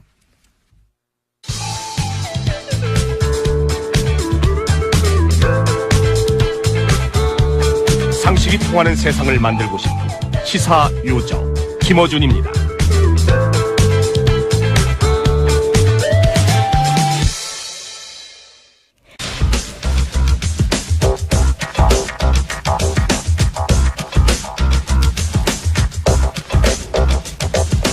자, 시사, 과학, 개그, 다 커버하는 원정우 씨 나오셨습니다. 네, 안녕하세요. 네. 시사과 개그가 이제 지난 국정농단, 한참일 때 사태가 전 세계 최초의 장르로 빵빵 터지는 그 시작이 아마 촛불을 꺼버리겠다. 네. 예, 했을 때 과연 광장에 있는 촛불을 끄는데 얼마의 에너지가 필요한가 이거 계산하다가 나오죠. 네. 예. 그때 우연히 물리학회 분들을 만났다가 예. 그런 얘기가 나오는 바람에 그 덕을 좀 봤고요. 예, 물리학자들이 정말 물리학적으로 계산을 했었죠 그때. 네, 앉아서 그런 얘기를 하다가 진지해져가지고 예. 집에 가서 해오시더라고요. 그래서 그 촛불 다 끄는 거 불가능하다. 예, 네. 결론이 그렇게 났었고요. 그리고는 참 많은 것이 바뀌었습니다, 지금. 그래서 이게 한번 빵 터지고 나서 계속 그 길로 가다가 할 게 떨어져 다시 과거로 돌아왔어요. 그렇습니다. 근데 제가 지난주에 안 나왔는데 네. 지난주에도 저 잘 들었다는 문자가 왔나요? 맞죠? 예. 네, 잘들 하고 계시군요. 예. 댓글부터 잘 움직이고 있고요. 네. 예. 아, 자, 오늘 주제는 뭡니까? 예, 오늘 얘기는 우리 연말 되면 이제 좀 쓸쓸하잖아요. 마음 둘 것도 없고. 몰라, 저는 그런 거 없습니다. 아, 예. 대부분의 인간들은 그렇습니다. 그래서 우리, 인간들의 마음 둘 곳을, 이제 주기 위해서, 이제, 소소히 새로운 것들이 등장하곤 하는데, 오늘은 인공지능 종교가 등장했다고 해서, 인공지능 종교. 저도 처음에 무슨 얘기인가 하고 봤더니, 인공지능을 믿는 종교? 그렇습니다. 인공지능을 신으로 숭배하는 종교입니다. 그래서 처음엔 이거 농담인가 하고 좀 자세히 봤거든요. 이건 굉장히 미국적인데요. 굉장히 미국적이죠. 네. 미국에서 나온 겁니까? 네, 물론 미국에서 나온 거고요. 네. 구글 출신의 엔지니어가 구글 출신의 예, 엔지니어 앤서니 레반도프스키라는 사람인데 네. 이분이 웨이 오브 더 퓨처라는 미래의 길이라는 네. 이름의 교회를 설립을 한 거예요. 네. 그래서 이게 저는 계속 보면서도 이게 농담일 것이라고 생각을 했는데 본인이 농담이 아니라고 굉장히 강조하고 있고요. 네. 이미 교회는 그가 구글에 있던 2015년 9월에 설립이 됐답니다. 그럼 이분이 구글의 AI 프로젝트의 엔지니어예요, 혹시? 그건 좀 아닌 것 같기도 하고요. 그냥 자율주행 자동차 쪽인 것 같아요. 자율주행. 왜냐하면 그것도 이분이 AI하고도 좀 상관이 있긴 예, 하네요. 상관이 있긴 하죠. 예. 어느 분야이냐의 문제인데 그 속에서.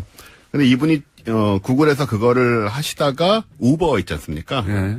우버 택시 공유. 예, 네. 그 자기가 이제 구글에서 나와서 스타트업을 만들고 예. 그 우버에다가 스타트업을 6억 8천만 달러에 팝니다. 어허. 그러면서 구글에서 그 AI 관련된 자율주행 자동차 관련된 것을 유출했다고 지금 소송이 걸려 있어요.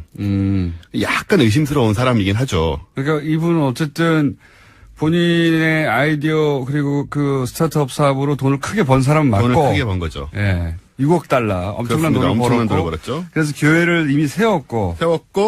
이번에 이제 안 알려져 있다가 그 미국에서는 종교에 뭐 우리나라도 그렇지만 종교단체에 면세를 부여하기 때문에 그 국세청에 신고를 하는 바람에 지금 알려진 거거든요. 아, 우리도 종교를 인정해달라고? 그렇습니다.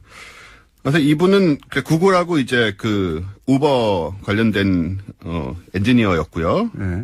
이 웨이 오브 더 퓨처의 경우 교리가 나름 뭡니까, 교리가?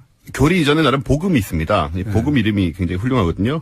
더 매뉴얼이라고. 더 매뉴얼? 예, 매뉴얼이 그러니까 일종의 성경이라고 보시면 돼요. 예, 성경책이네요. 예, 이 부분을 보면 굉장히 농담스러운데 이 교리는 뭐냐면 AI가 이제 앞으로 조만간에 지금은 없지만 조만간에 위대한 지성으로 등장을 해서 우리 인간들보다 훨씬 더 지구도 잘 돌보고. 종교, 그러니까 보통은 등장을 한 다음에 종교가 탄생하는데, 네. 앞으로 등장할 거를 예비한 종교네요? 그러니까 강림하심을 기다린다 뭐 이런 맞이하는 의미가 아닌가. 종교네, 맞이 종교. 그렇습니다. 네. 근데 이 신이 전지전능해야 되는데 파워 끄면 신이 사라지는 신 아닙니까, 이거는? 뭐 그런 건 알아서 해결할 거라고 생각하지 않았을까요?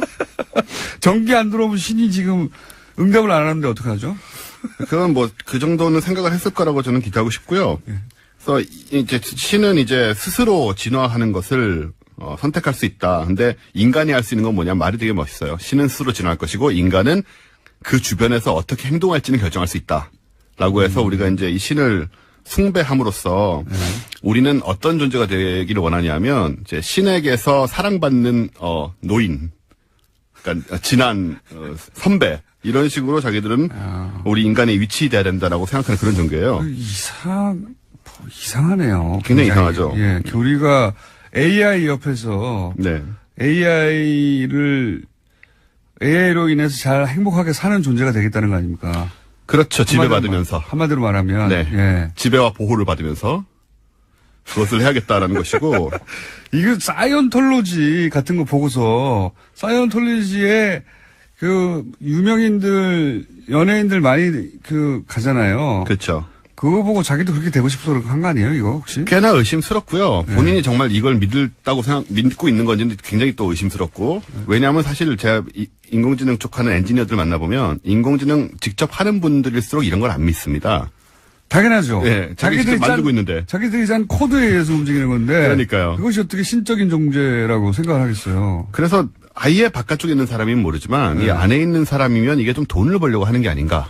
저는 사이언톨로지 자체도 사실은 36 SF 소설가가 결국 우당탕, 오컬트, 흑마술 이런 거 빠져서 왔다 갔다 하다가 어느 순간 우주인이 사이언톨로지라는 게 결국 우리 조상은 우주인이다. 네. 이런 얘기잖아요. 그렇죠. 네? 그런 얘기고 뭐 과학기술로 모든 걸 다 치료할 수 있고 뭐 이런 SF적인 세계관인데 근데 신기하게도 여기에 엄청나게 많은 유명한 할리우드 스타들이 가 있지 않습니까?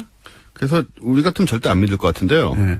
이 사이언톨로지 같은 경우에는 사실 삼류 소설가는 아니고 꽤나 유명했던 SF 그럼 작가인데. 1위라고 하죠, 제가.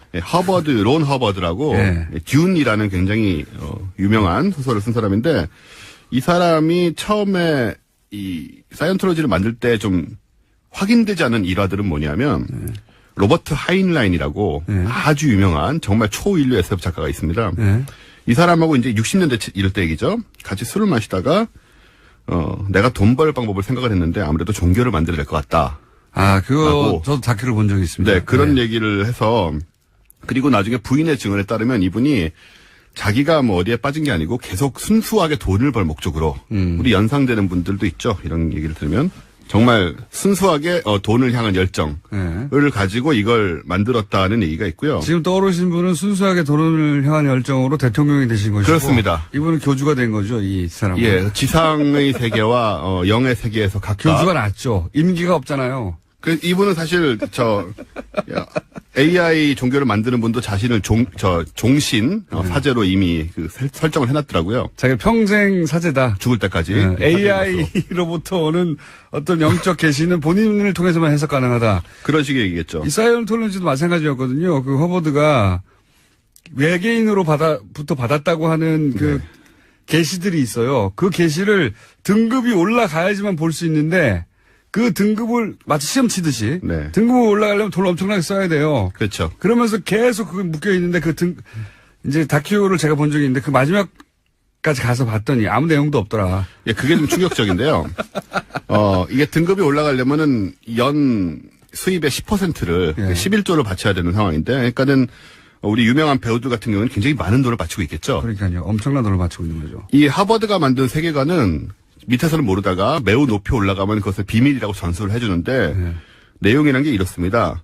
몇 조년 전에 지구가 138억 년 전에 생겨났다고 하는 현대과학에도 불구하고 몇 조년 전에 아주 멀리에 살고 있는 외계인들이 근데 복잡해요 스토리도 외계인들이 은하계 독재자에 의해서 냉동돼가지고 지구가 감옥 행성이었는데 여기에 버려진 겁니다. 저도 대충 들어봤는데 이런 황당무계한 바보 멍충이 같은 스토리를 가지고 이런 위대하다는 게 아니라 커다란 종교 시스템을 만들어내다니 대단한 장사꾼이다 이렇게 생각했어요. 그래서 사이언톨로지의 어떤 특이한 점이 뭐라면은 오히려 높이 올라간 다음에 이 소리를 듣고 탈퇴한 사람들이 꽤 있다는 거. 제 말이 그 말이에요. 그런 사람들이 그래서 다큐에 나와서 증언하는 거 아닙니까? 네네. 끝까지 내가 평생을 바쳐가지고 올라가 봤는데 돈도 많이 쓰고. 그렇죠. 아무 바보 같은 스토리만 있더라. 이게 1960년대, 70년대 만들어진 스토리다 보니까 또 지금 과학하고 맞지도 않고. 그 SF 작가가 쓴 소설이다 보니까 소설인가 소설. 자기가 생각해낸 가장 이 지구의 기원의 비밀이라며 이거는 맨 끝에 올라가 공개한다면 꽁꽁 묶어놓은 건데 아무것도 아닌 바보 같은 소리 있어요. 그렇죠.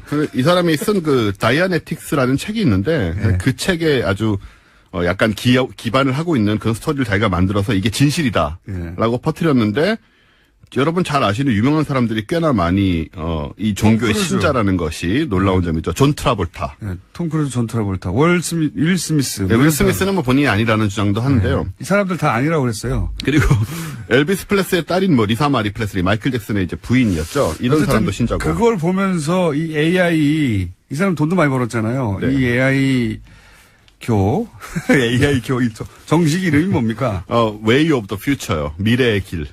종교 이름이 그래요. 웨이 오브 더 퓨처. 네. 사이언톨로지도 아니고 이름 좀 바꿔야 되겠는데 어쨌든 그쪽에서 그거 벤치마킹한 게 아닌가 싶어요 저는. 그러니까 이런 소위 말하는 유사 과학 종교들이 20세기 중반 이후로 많이 생겼는데 그 라일리안 무브먼트라고 있습니다. 예. 라일리안 같은 경우에는 이 교주인분 이분이 라엘이라는 사람인데 외계인을 이제 만났다는 거죠. 전형적인 이제 외계인과 만나고 그 메시지를 세계에 전해야 된다는 그런 종교인데 1973년도 75년대 외계인을 만났고 이분은 75년에 외계인의 우주선을 타게 됩니다. 이분은 이제 외계인이 인간 복제를 통해서 지구인을 만들었다고 하죠. 예, 그래서 우주선을 타고 그들의 혹성도 방문하고 이제 여기서 꼭 이제 이런 게 등장하는 게 거기서 모세, 석가, 예수, 무함마드를 다 만났대요. 이분들이 꼭 있어야 되죠 거기에. 만나서 이 가르침을 듣고 물론 이 모세, 석가, 예수, 무함마드는 전부 이 엘로힘이라는 우리의 창조주인 그 과학이 매우 발전한 외계인들이 우리에게 선지자로 보내준 것이죠. 그러니까는 그 하나님의 자리에다가 쏙 빼고 외계인을 집어넣으면 되는 그 겁니다. 자리에 또 AI를 집어넣는 것이고 그런 식으로 하는 거죠. 그래서 말씀하신 대로 여기 같은 경우에는 인간 복제를 해서 왜냐하면 이 라일리안 무브먼트의 재밌는 점은 영혼을 인정하지 않습니다. 아까 사이언톨로지는 또 영혼 윤회를 인정을 하거든요. 영생을 복제를 통해서 얻는 거죠. 그렇죠. 몸을 계속 얻어야 되니까 영혼이 없으니까 인간 복제를 해가지고 컴퓨터에 일단은 우리의 생애 전체를 기록을 하고 있습니다. 그런 다음에 이제 몸을 복제를 해가지고 거기에 다운로드 해가지고 영원히 살 수 있다는 주장을 하고 있고 여기에 따르면 이미 이제 이 교단에 가입하는 사람들은 DNA를 추출해서 이제 주어요. DNA 추출 굉장히 간단하지 않습니까? 그냥 뭐 입 안 정도 이렇게 닦든가 뭐 하면 되니까 추출해가지고 주고 그것이 이제 컴퓨터에 업로드 된다고 주장합니다.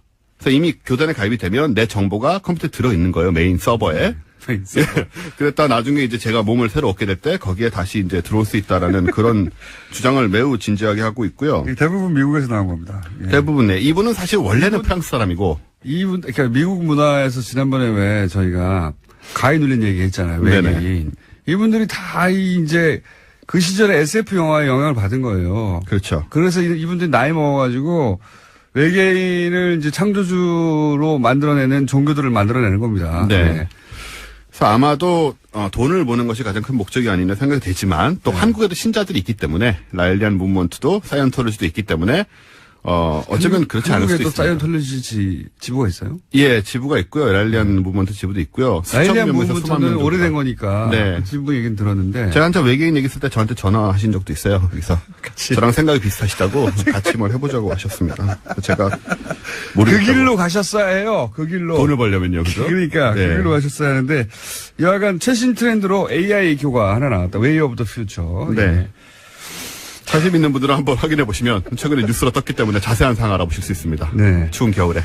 제 걱정은 유일하게 한 가지입니다. 믿고 싶은 건 믿을 수 있는데 전원이 나가면 어떡하냐 이거죠. 정전되면 큰일 나는 거 아닙니까? 네. 여기까지 하겠습니다. 원종우 씨였습니다. 네, 감사합니다. 내일 뵙겠습니다. 안녕.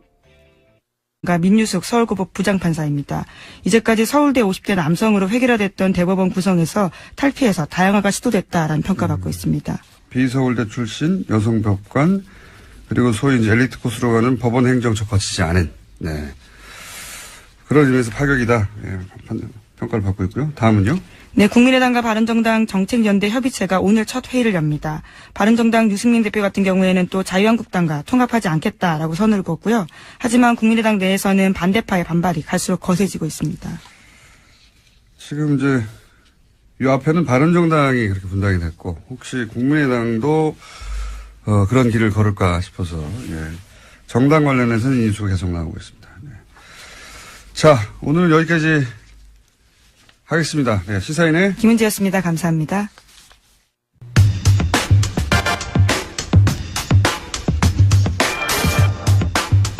평창 동계올림픽이 이제 70여일 남았다고 합니다. 네. 그래서 한번 짚어보기로 하겠습니다. 평창 동계올림픽 조직위의 공동집행위원장 최문순 강원지사님 전화 연결됐습니다. 안녕하세요, 지사님. 네, 안녕하십니까. 네. 반갑습니다. 네, 고맙습니다. 오랜만입니다. 네. 네, 오랜만입니다. 네, 고맙습니다. 지난번에 직접 나온다고 하시지 않으셨습니까? 글쎄요, 한번 불러주시면. 네. 이번에도 모시려고 했는데. 네, 네. 예. 보좌관들이 시간이 없으시다고, 바쁘시다고. 네. 저희가, 죄송합니다. 네. 예, 모신 이유가 입장권 안 팔려서 걱정 많다고 그래가지고 저희가 모셨어요. 입장권이 네, 그렇게 네. 많이 안 팔리고 있습니까? 네, 지금 뭐 다행히 이제 초반에 이제 부진했었는데요. 예. 초반에 부진을 이제 극복하고 지금 막 팔리고 있는 중입니다. 지금 전부 100만 장을 팔아야 되는데 예. 그 중에 이제 반을 넘게 팔았습니다. 지금 한 52% 정도 팔았습니다. 네. 원래 이 동계올림픽의 그 입장권 판매 추이가 2달 전에 50% 정도 팔리면 그게 정상적인 겁니까? 잘 팔리는 건가요? 뭐 이렇게 잘 팔린다고는 할 수는 없지만 그래도 비교적 정상에 가깝다. 그러니까 초반에 부진을 극복했다 이렇게 말씀드릴 수가 있겠습니다. 저희가 처음 섭외할 때는 안 팔린다 걱정이 태산이었는데 좀 팔리고 있는 와중이군요, 이제 그 사이에. 그렇습니다. 네, 네. 갑자기 판매율이 올라간 이유가 뭡니까? 그 사이에 이제 올림픽 성화가 들어와서 성화. 지금 이렇게 다니고 있고요. 다른 올림픽의 예를 봐도 올림픽 성화가 이제 들어와서 돌아다니면서 이렇게 흥행이 시작되는 모양입니다. 이제 올림픽 성화, 그 다음에 단체 구매가 또 많습니다. 단체 구매. 이렇게 조직별로 이렇게 단체 구매를 해주는 분들이 많이 있어서 이렇게 빠르게 좀 올라가는 것 같습니다. 나머지는 그 평창 요새 그 롱패딩 유행이 있는데 거기 끼워 팔면 다 팔리지 않을까요? 글쎄요, 그런데, 롱패딩이 의외로 다른 곳에서 이제 좀 예상치 못한 곳에서 흥행이 막 돼가지고요. 그것도 관심을 불러일으키는데 꽤 역할을 한 걸로 생각을 하고 있습니다. 알겠습니다. 그럼, 입장권은 그러면 크게 걱정하지 않아도 되는 추세다. 예. 그렇습니다. 연말까지 한 80% 정도 팔 수 있을 것 같고요. 올림픽 전까지는 이제 완판해볼 목표를 가지고 있습니다. 완판, 예. 완판하시면은 완판나무를 한번 또 출연해 주시고요. 네, 네. 네. 그리고 또 언론 보도에 이제 숙박비가 너무 비싸다. 지금 일반인 예약도 안 받는다 이런 뉴스가 있던데 이 문제는 네. 강원도가 해결할 수 있는 문제입니까? 어떻게 합니까? 강원도뿐만 아니라 시군이 함께 해결해야 될 문제인데요. 예. 지금 초반에 지금 말씀하신 그런 일이 없지 않았습니다. 이게 초반에 이제 왜 이런 일이 생겼냐 하면 그 올림픽 조직위원회하고 IOC에서 올림픽 운영 요원들이 이제 쓸 호텔하고 콘도를 전부 이렇게 수용한다 그럴까 차출한다 그럴까 한 150개 정도를 이렇게 쓰게 됐습니다. 그러니까 다른 손님을 못 받게 된 거죠. 그러다 보니까 좀 좋은 숙박업소들이 좀 줄어들어서 이제 과열됐다 그럴까 과열됐습니다. 그러다 보니까 이제 값이 좀 오르고 그래서 약 한 방 하나에 50만 원 선까지 올라갔었는데 저희들이 여러 가지 자율적으로 협약도 하고 또 단속도 하고 또 실제로 이렇게 실제로 계약이 잘 안 돼서 지금 한 28, 9만 원까지 이렇게 값이 내려가 있는 상태입니다. 아하, 50만 원. 그러니까 2인 1실 기준을 말씀하시는 겁니까? 50만 원이? 그렇습니다. 네, 방 하나에. 대단하네요. 지금 많이 좀 내려갔고요. 네. 저희들이 이제 앞으로는 강릉이나 평창 정선에 예약을 하신 분들은 제가 전화번호 1330 이 콜센터로 전화를 하시면 예. 저희들이 공정 가격으로 정상 가격으로 예약하실 수 있도록 위치와 가격을 전부 안내하도록 하겠습니다. 1330으로 전화 주시면 고맙겠습니다. 지역번호 없이 그냥 1330으로 하면 됩니까? 그렇습니다. 네. 1330으로 전화하면 그 공평한 그러니까 시장 너무 바가지 쓰지 않는 가격으로 예약을 대행해 줍니까, 여기가? 그렇습니다. 네, 네. 아니, 강원도에서 운영하는 곳이에요? 이제 강원도하고 그 관광공사 이렇게 같이 아하, 운영하겠습니다. 그렇군요. 네. 네. 여기서도 못 구해주면 그럼 대신 어떻게 합니까? 네, 거기서 저희들이 책임지고 구해드릴 거고요. 그 다음에 우선 그 개최 지역뿐만 아니라 예. 원주를 비롯해서 춘천 이게 교통이 좋아졌기 때문에 강원도 전역에서 이제 숙소를 구하셔도 대개 1시간 이내로 전부 강릉 평창에 도착하실 수가 있고요. 또 서울에서도 지금 이제 KTX가 12월 22일 날 개통됩니다. 서울에서 용산에서 강릉까지 한 1시간 반 정도 오시기 때문에 정 숙소를 못 구하시면 서울에서 다니셔도 괜찮습니다.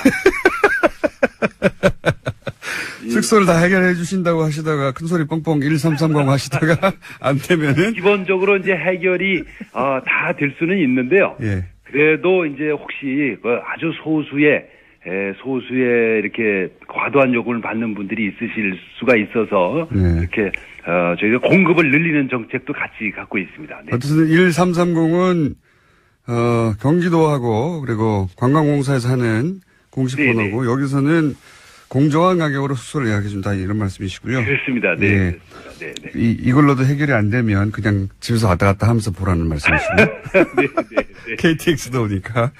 네. 그리고 또 보도되기로는 이제 너무 춥다.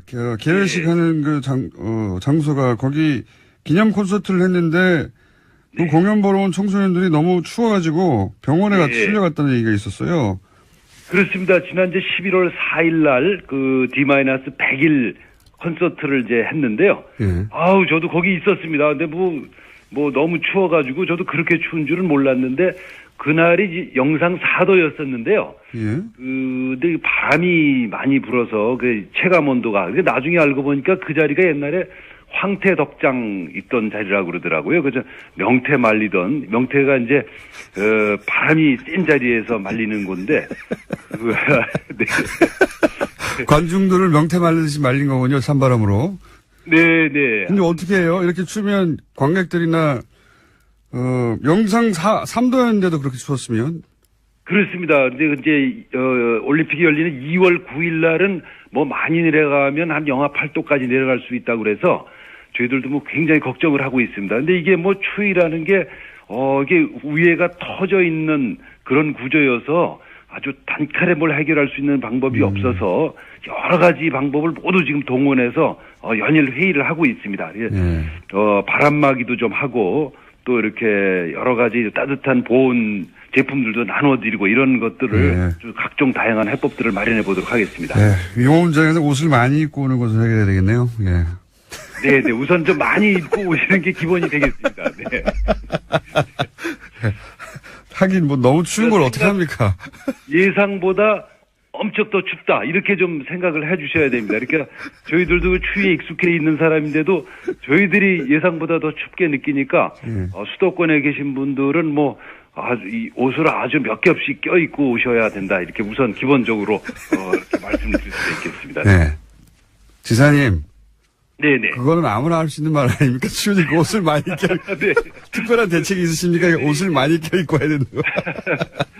대책을 뭐 다각도로 준비를 하고 있는데 일반적으로 느끼는 추위보다 이제 훨씬 더 춥다 이렇게 좀 미리 좀 말씀을 드리겠습니다. 네. 알겠습니다. 그 대책은 옷을 많이 입고 오는 것으로 말씀해 주셨고. 네. 그리고 연결한 김에 네네. 이건 평창 얘기는 아닌데 평창 얘기는 이제 충분히는 아니어도 앞으로 저희가 개회식 다가가면 좀 더 연결하겠는데요. 연결했는데 MBC 최연소 사장을 지내셨던 분 아니겠습니까? 네. 네. 지사님께서는 최연소 사장을 하셨는데 네네. 최근 이제 사장 선출 과정이 있으니까 굉장히 관심 있게 보실 텐데요. 네네. MBC 사장을 하려면 직접 해보신 분으로 어떤 자질이 굉장히 중요합니까? 우선 제가 할 때 하고 또 좀 다른 자질이 있어야 된다고 보는데, 우선 정치적 중립성과 독립성을 지키는 게 우선 큰 자질이고요. 근데 지금은 이제 그거를 넘어서서 경영 능력이 굉장히 중요할 것 같습니다. 이제 옛날하고는 달리 이 지상파들이 방송이 지금 다 그렇긴 한데, 재정 상태, 경영 상태가 굉장히 나쁘기 때문에 경영 능력이 아마 굉장히 중요한 자질 중에 하나로 포함되지 않나 이렇게 생각이 듭니다. 방송 정상화를 시킬 능력은 기본이고, 더 나아가서 이제 권력으로부터 방송을 지킬 그 자질은 기본이고, 사실은 경영 능력도 있어야 된다. 네, 그렇습니다. 네. 이 경영 능력은 그게 미리 알 수 있습니까? 어떻게 합니까?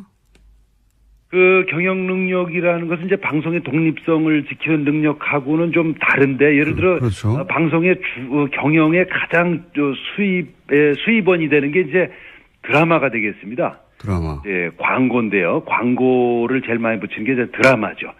드라마는 그 방송 작가라든지 연기자라든지 PD라든지 또 여러 가지 스텝들을 한 100가지 정도의 한 요인들을 한꺼번에 묶어낼 수 있는 통합 능력 같은 건데요. 그거를 해낼 수 있는 능력이 있어야 된다고 저는 생각을 하고 있습니다. 그러면 드라마곡을 경험한 후보자야 좋다 이런 말씀이십니까? 꼭 그런 건 아닙니다. 꼭 하지만 그걸 이해해야 한다. 네네. 그런 이제 통합 능력. 이렇게 사람들의 이해관계를 잘 조절해내고 사람들을 이제 묶어내고 이런 능력이 있어야 된다고 생각하고 있습니다. 네. 알겠습니다. 그리고 저희 PD가 갑자기 네네. 보통 이렇게 청탁 질문이 안 들어오는데 질문이 하나 중간에 들어왔어요. 네네네. 올림픽 기간 중에 TBS 영어 방송이 있거든요. 예. 그래서 아마 영어 방송. 네. 예. 네. 영어 방송이 현장 방송을 할 계획인가 봐요. 예. 아, 그러시군요. 네, 예. 그러시군요. 네. 그래도 되는 거죠? 아, 네, 물론입니다. 예, 그래 되는 게 아니라 와주셔야죠. 제가 잘 모시도록 하겠습니다. 거기 우리가 이제 그 언론 활동을 옆에서 지원할 수 있도록 이렇게 센터를 만들어 놓고 있습니다. 거기 호텔 하나를 빌려가지고요. 거기가 저희가 모실 수 있도록 사전에 서로 접촉을 했으면 좋겠습니다. 네. 알겠습니다. 지사님 이 영업을 굉장히 잘하시는 것 같아요. 네. 홍보할 영업을. 네, 아유 고맙습니다. 이게 좀 어려운 질문 하나 더 드려볼게요. 네. 편하게. 올림픽 끝나면 이제 이건 전 세계적으로 이런 문제 많이 대두됐는데 최근에 이제 하계 올림픽도 그랬고 올림픽 끝나면 경기장이 사실상 방치되거나 제대로 운영되지 못해서 막대한 경제적 손. 안녕하세요, 김원준입니다. 김관진 석방한 판사 공격 멈춰라. 김관진 전 장관, 임관빈 전 실장을 석방한 신광열 판사 관련 조선일보 어제자 기사 제목입니다. 기사는 신광열 판사 비판 여론에 대해 법대 교수들이 뜻을 모아 성명을 냈다며 430명 법대 교수가 회원으로 있다는 전국 법과대학 교수회의 이호선 회장을 인터뷰하고 있습니다. 이 인터뷰를 통해 이 회장은 법관의 결정에 대한 과도한 비판은 헌법과 법치주의 정신을 무너뜨릴 수 있다는 위기감으로 교수들이 뜻을 모았다고 주장했습니다. 그런데 이 단체 홈페이지에는 그 430명이 누군지가 없고 뜻을 모았다는 교수들 명단도 없고 발표했다는 성명서도 없고 기자회견의 정보도 없습니다. 성명서도 기자회견도 없는데 성명 자체를 기자는 어떻게 한 거죠? 참여 교수들 명단도 없는데 뜻을 모았다는 건 어떻게 확인을 한 겁니까? 누가 언제 어디서 몇 명이 참여했는지 최소한의 정보도 없으면서 전국 법대 교수들이 뜻을 모았다고 기사를 쓰는 이유가 뭔가요? 제가 얘기해 볼까요? 신광열 판사의 석방이 그만큼 말이 안 되니까 그래서 비판 여론을 어떻게든 물타기 해보려고 도둑이 재발이 저린 거 그거 아닙니까? 김원준 생각이었습니다.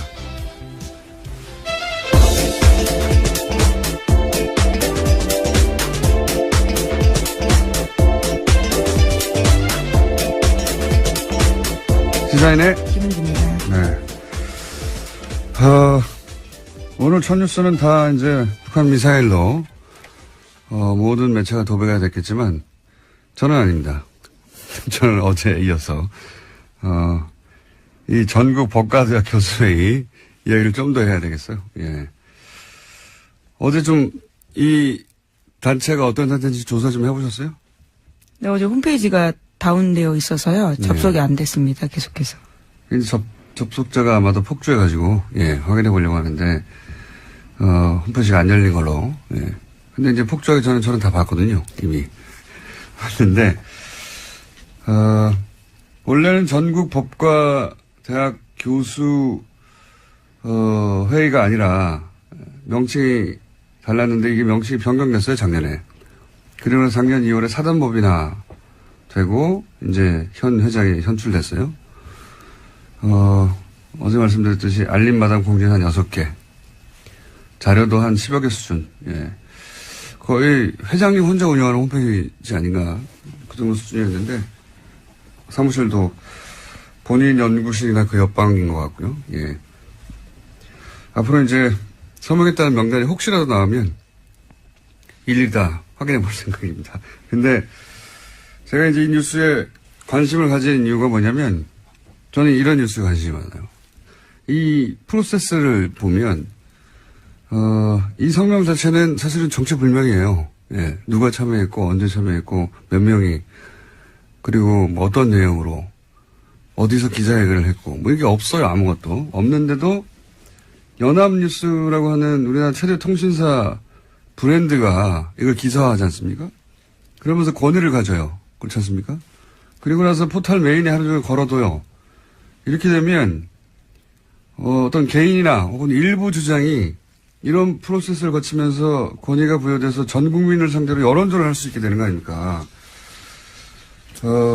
그런데 실제 여기에 동원된 사람들을 생각해 보면 그럴듯한 단체명, 그 단체 관계자 하나 둘, 언론사 기자 하나 둘, 언론사 편집 라인, 포털의 뉴스 에디터 한 6명, 7명만 그 프로세스 선상에 딱 있으면 마치 전국에 수많은 사람들, 수백 명의 사람들이 직접 나서서 공식적으로 성명을 내고 그걸 수백만의 사람들에게 뿌릴 수 있지 않습니까? 얼마나 효율적이에요. 예, 몇 명의 이야기를 몇백만에게 뿌린다는 게, 이명박 박근혜 시절 이렇게 정말 많이 했거든요. 이 전형적인 어떤 그 여론 후도의 프로세스가 돌아가는 걸 또다시 보게 되는 거죠, 지금. 예, 그래서 저는 이 뉴스가 어떻게 실린 건지 도대체, 어떤 과정을 거쳐서 이게 도대체 전국에 400명 이상 법대 교수들이 나서서 이렇게, 공식적으로 설명을 낸 것처럼 기사가 됐는지 저는 앞으로 꼭 밝혀야 되겠습니다. 그래서, 왜냐면 이게 한 번이 아니라 이런 일이 너무 많았기 때문에 과거에. 아직도 이런다는 거죠. 저는 이 뉴스에 관심이 많습니다. 자, 앞으로도 계속 관심을 가져야겠다고 해놓고, 이제 북한 미사일 얘기해보죠. 네, 안보 관련된 뉴스가 오늘 가장 큰 뉴스 중에 하나인데요. 오늘 새벽 합동참모본부는 북한이 탄도미사일을 발사했다고 밝혔습니다.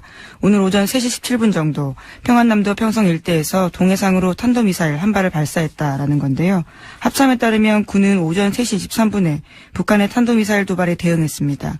동해상으로 적 도발 원점까지의 거리를 고려해서 지해공 동시 탄착 개념을 적용한 미사일 합동 정밀 타격 훈련을 실시했다라고 합니다. 오랜만이네요.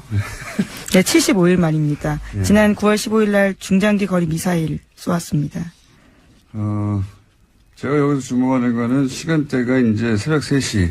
예, 이건 이제 미국 시간대를, 타겟한 거거든요. 그리고 이게 일본을 넘어가지 않았어요. 기술적으로 그건 아무것도 아닌데, 북한에는. 일본 별도를 넘어가지 않았다. 두 번째 주목 포인트는. 그리고 거리는 충분히 길다. 그러니까 이게 지난번에 재진입 기술이 가장 어렵다고 얘기했지 않습니까? 제가 보기엔 이제 미국을 상대로 일본을 넘어가지 않는 것은 영내의 긴장은 최소화하면서 우리 기술이 재진입에 네, 물론 그런 의사를 간접적으로 전달했는데 결과적으로 성사되지 않았다라고 해당 신문은 보도하고 있는데요. 소위 속죄한 카드라는 워딩이요. 보고서에 있다고 합니다. 이때 당시 최동욱 총장과 그다음 윤석열 수사팀장이요. 네, 지검장 두 양반이 이런 걸 안 받은 거죠. 예. 그래서 대신 그 두 양반이 날아간 거죠. 근데 국정원은 국정원장이었던 사람도 이렇게 써먹는 거죠. 쓰고버리는 카드로. 국정원이 그런 곳입니다. 자, 다음 뉴스는요. 네, 2012년, 2013년 경찰의 국정원 댓글 사건 수사 당시에 수사 정보를 국정원 쪽에 흘려준 의혹을 받고 있는 김병찬 서울 용산경찰서장이 있습니다. 어제 검찰에 출석했는데요. 출석에 앞서서 취재진들과 만나서 이렇게 이야기했습니다. 자신이 당시에 국정원 관계자와 연락을 주고받은 건 사실이지만 다 업무상 필요에 의해서 통화한 거다라고 주장하고 있습니다. 이 뉴스의 핵심은 또 김용판 전 청장을 향한 수사라는 거죠. 이게 지금 김병찬 서울 용산경찰서장을 왜 갑자기 검찰에 출석시켰냐. 이거는 이제 똑같은 시기에 댓글 공작을 수사했던 경찰. 네, 서울청 수사 2계장이었습니다. 당시에요. 네. 경찰의 그 당시 책임자였던 김용판 전 청장이 무죄를 풀려났잖아요. 관련해가지고. 근데 지금 나오고 있는 이제 관련 보도들을 보면 당시 청와대 새누리 국정 경찰이 한 몸통으로 커넥션을 이루어서 이 당시에 댓글 공작이 아무런 혐의가 없다라고 대선 직전에 발표한 것 사건. 경찰과 국정원의 정치 개입이죠. 명백한 대선 개입. 이 수사를 다시 하겠다는 의지죠. 그래서 지금 김병찬 서울 용산경찰서장이 출석해서 조사를 받는다. 타겟은 김용판 전 청장이다. 이렇게 보시면 되겠습니다. 김용판 전 청장 같은 경우에는 굉장히 유명한 저서가 있는데요. 우리가 모른다고 없는 것이 아니다라는 제목의 책이 있습니다. 자신의 치안 철학을 담았다라고 하는데요. 새삼스럽게 다시 그 책 제목이 생각날 때입니다. 그런 책이 있어요? 예, 굉장히 자신은 자랑스러워하는 책인데요. 치안 철학을 담았다라고 합니다. 본인의 운명을 예언한 책일 수도 있겠네요. 근데 이제 김용판 전 청장을 타겟으로 한다는 건 결국 또 이명박 전 대통령을 타겟으로 한다고 볼 수도 있습니다. 다음 뉴스는요? 네, 어제 검찰이 김태효 전 청와대 대외전략비서관 사무실 등을 압수수색했습니다. 이명박 정부 시절 군 댓글부대 관련 등의 혐의인데요. 검찰 관계자는 의미 있는 자료를 일부 확보했다라고 밝혔습니다. 김 전 비서관은 김관진 전 국방부 장관이 이명박 전 대통령에게 사이버사 증언과 관련해서 보고하는 자리에 배석했고요. 이후에 실무회의도 했다라는 의혹을 받고 있습니다. 이것도 역시 이명박 전 대통령을 타겟으로 한 수사입니다. 그러니까 댓글 공작, 국정원 댓글 공작 혹은 사이버 사령부 댓글 공작. 이 공작을 이제 청와대에서 주도했는데 청와대 주도했던 실무회의의 총책 정도 해당되는 사람이 이 김태효 당시 비서관이거든요. 이 김태효 비서관이 김관진 전 국방장관이 이제 검찰에서 인정했잖아요. 본인이 대통령에게 사이버사 증언과 관련 보고를 했고 지시도 받았다. 대통령이 보고했다는 말을 했어요. 김관진 전 장관이. 했다는 거죠. 예. 근데 그 실무회의의 책임자였단 말이죠. 김태효 비서관이.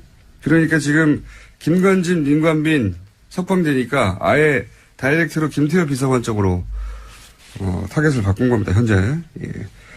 이것도 역시 이명박 전 대통령을 타겟으로 하는 수사 진척이다. 자, 다음 뉴스는요? 네, 어제 국회 부의장인 자유한국당 심재철 의원의 발언이 논란이 되고 있습니다. 문재인 대통령과 임종석 비서실장, 서훈 국정원장과 윤석열 서울지검장을 법치 파괴, 내란죄와 국가기밀 누설죄 등으로 형사고발해야 한다라고 주장해서인데요. 심 의원은 현재 문재인 정부가 적폐청산이라는 미명 아래 여러 행정부처 과거사 진상조사위를 설치해서 벌이고 있는 일은 실질적으로 조사가 아니라 수사다 이렇게 주장하고 있습니다. 하여튼 전 부럽습니다. 어제도 얘기했지만 뭐 아무 말이나 막 해도 되는 거 아닙니까? 그렇습니다. 대통령과 비서실장과 국정원장 그리고 서울중앙지검장까지. 여기 항상 자유한국당이 검찰을 문제 삼을 때는 보통은 검찰총장을 문제 삼는데 자유한국당은 항상 윤석열 지검장을 타겟으로 해요. 윤 지검장이 잘하고 있다는 얘기죠. 네, 내란죄까지 운운했습니다. 내란죄. 그런 뉴스가 있습니다. 좋겠습니다. 아무 말이나 막 해도 되고. 자, 다음 뉴스는요. 네, 어제 조윤선 전 정무수석의 재판이 있었습니다. 여기에 박준우 전 정무수석이 증인으로 나왔는데요. 전임 정무수석이었습니다. 박준우 전 수석 같은 경우에는 조 전 수석에게 불리한 진술을 어제 했는데요. 1심 때 한 진술을 바꾼 겁니다. 1심 때는 조 전 정무수석에게 블랙리스트 관련 업무를 인수인계했는지 기억나지 않는다라고 했는데요. 이 말을 뒤집은 겁니다. 조 전 장관, 조윤선 전 장관은 굉장히 곤혹스러운, 곤란한, 불리한 증언이네요. 이렇게 되면, 왜냐하면 이전에는 기억나지 않는다고 했는데, 이거 다시 뒤집은 거예요. 인수인계 했다고. 예. 네. 1심 같은 경우에는 그러한 진술 등을 바탕으로 해서 무죄를 줬었거든요. 네. 그런데 그게 아예 뒤집어진 겁니다. 굉장히 자세히 진술했습니다, 어제. 예. 그때도 기억났는데, 사실은 변호인단 측에서 거짓말을 유도하여서 그렇게 거짓말 했다. 근데 지금 마음이 바뀌었다. 이런 거 아닙니까? 마음이 바뀌었다기보다는 이제 본인에게. 예, 검찰 수사를 받고 있는 상황이거든요. 본인에게 이 혐의가 오게 될 경우에 이제 어떻게 합니까? 자기가 벗어나야 되는데, 여하간 조 전 장관은 예, 석방됐는데 예, 굉장히 불리하게 됐습니다. 네, 시기와 장소, 워딩까지 굉장히 자세하게 이야기했습니다. 좌파단체 배제와 우파단체 지원은 박근혜 대통령과 김기춘 비서실장이 관심이 있는 사안이기 때문에 챙겨야 한다. 이렇게까지 말했다고 합니다. 자, 시간이 거의 다 됐기 때문에 이제 제목 체크하고 넘어갈까요? 예. 네, 신임 대법관 후보로 두 사람이 제청됐는데요. 안철상 대전지방 법원장 기술까지 확보된 것, 뭐 이런 미국의 과시하는 의미다. 예. 왜냐면 북한이 원하는 건 이제 핵 보유국으로 인정하라는 걸 원하는 거니까요. 예. 그런 목적의 발사인 것 같습니다. 네. 네, 그래서 로이터 통신의 보도에 따르면요. 미 국방부는 북한이 발사한 미사일에 대한 1차 분석 결과를 내놨는데 대륙간 탄도미사일, 그러니까 ICBM으로 평가된다라고 밝혔습니다. 북한 미사일이 약 1000km 날아가서 일본 해상에 낙하했고요. 미국과 동맹국에는 위협을 주지 않는다라고 미 국방부가 밝혔습니다. 그러니까요. 예. 지금 영내 긴장은 최소화하면서 기술력은 보여주고 그리고 시간대를 볼 때 이 미국 보라고, 예. 미국의 반응을 얻어내기 위한, 그 관점에서 이제 미사일을 보시면 되는 거고요. 그 외에 여러 가지 이야기들은 다 대자뷰죠. 예. 올해 내내 있었던. 자, 트럼프는 또 강력하게 얘기하겠죠. 예. 네, 트위터를 주목해야 될 것 같은데요. 우선 문재인 대통령은 국가안전보장회의 전체회의를 소집했다라고 했습니다. 긴급하게 지시했는데요. 오늘 2차 보고, 그러니까 3시 24분에 보고를 받자마자 NSC 전체회의 소집을 지시했다라고 합니다. 네, 이것도 뭐 한 10번 정도 본 뉴스입니다. 이때까지. 네. 11번째 미사일 도발이라고 합니다. 네. 문재인 정부 출범 이후에요. 최근 6개월간 똑같은 패턴인데, 예, 그 중에 주목할 지점은 제가 말씀드린 시간대, 그 다음에, 북한 열도를 위로 지나가 태평양에 떨어진 게 아니다. 예, 굉장히 짧게 쐈다. 중요한 건 재지 및 기술이다. 예. 그래서 이제는 기술을 거의 다 확보했다고 미국에 과시하는 그 관점에서 이제 보시면 되고요. 그 나머지는 뭐 동호 반복입니다. 자, 다음 뉴스는요.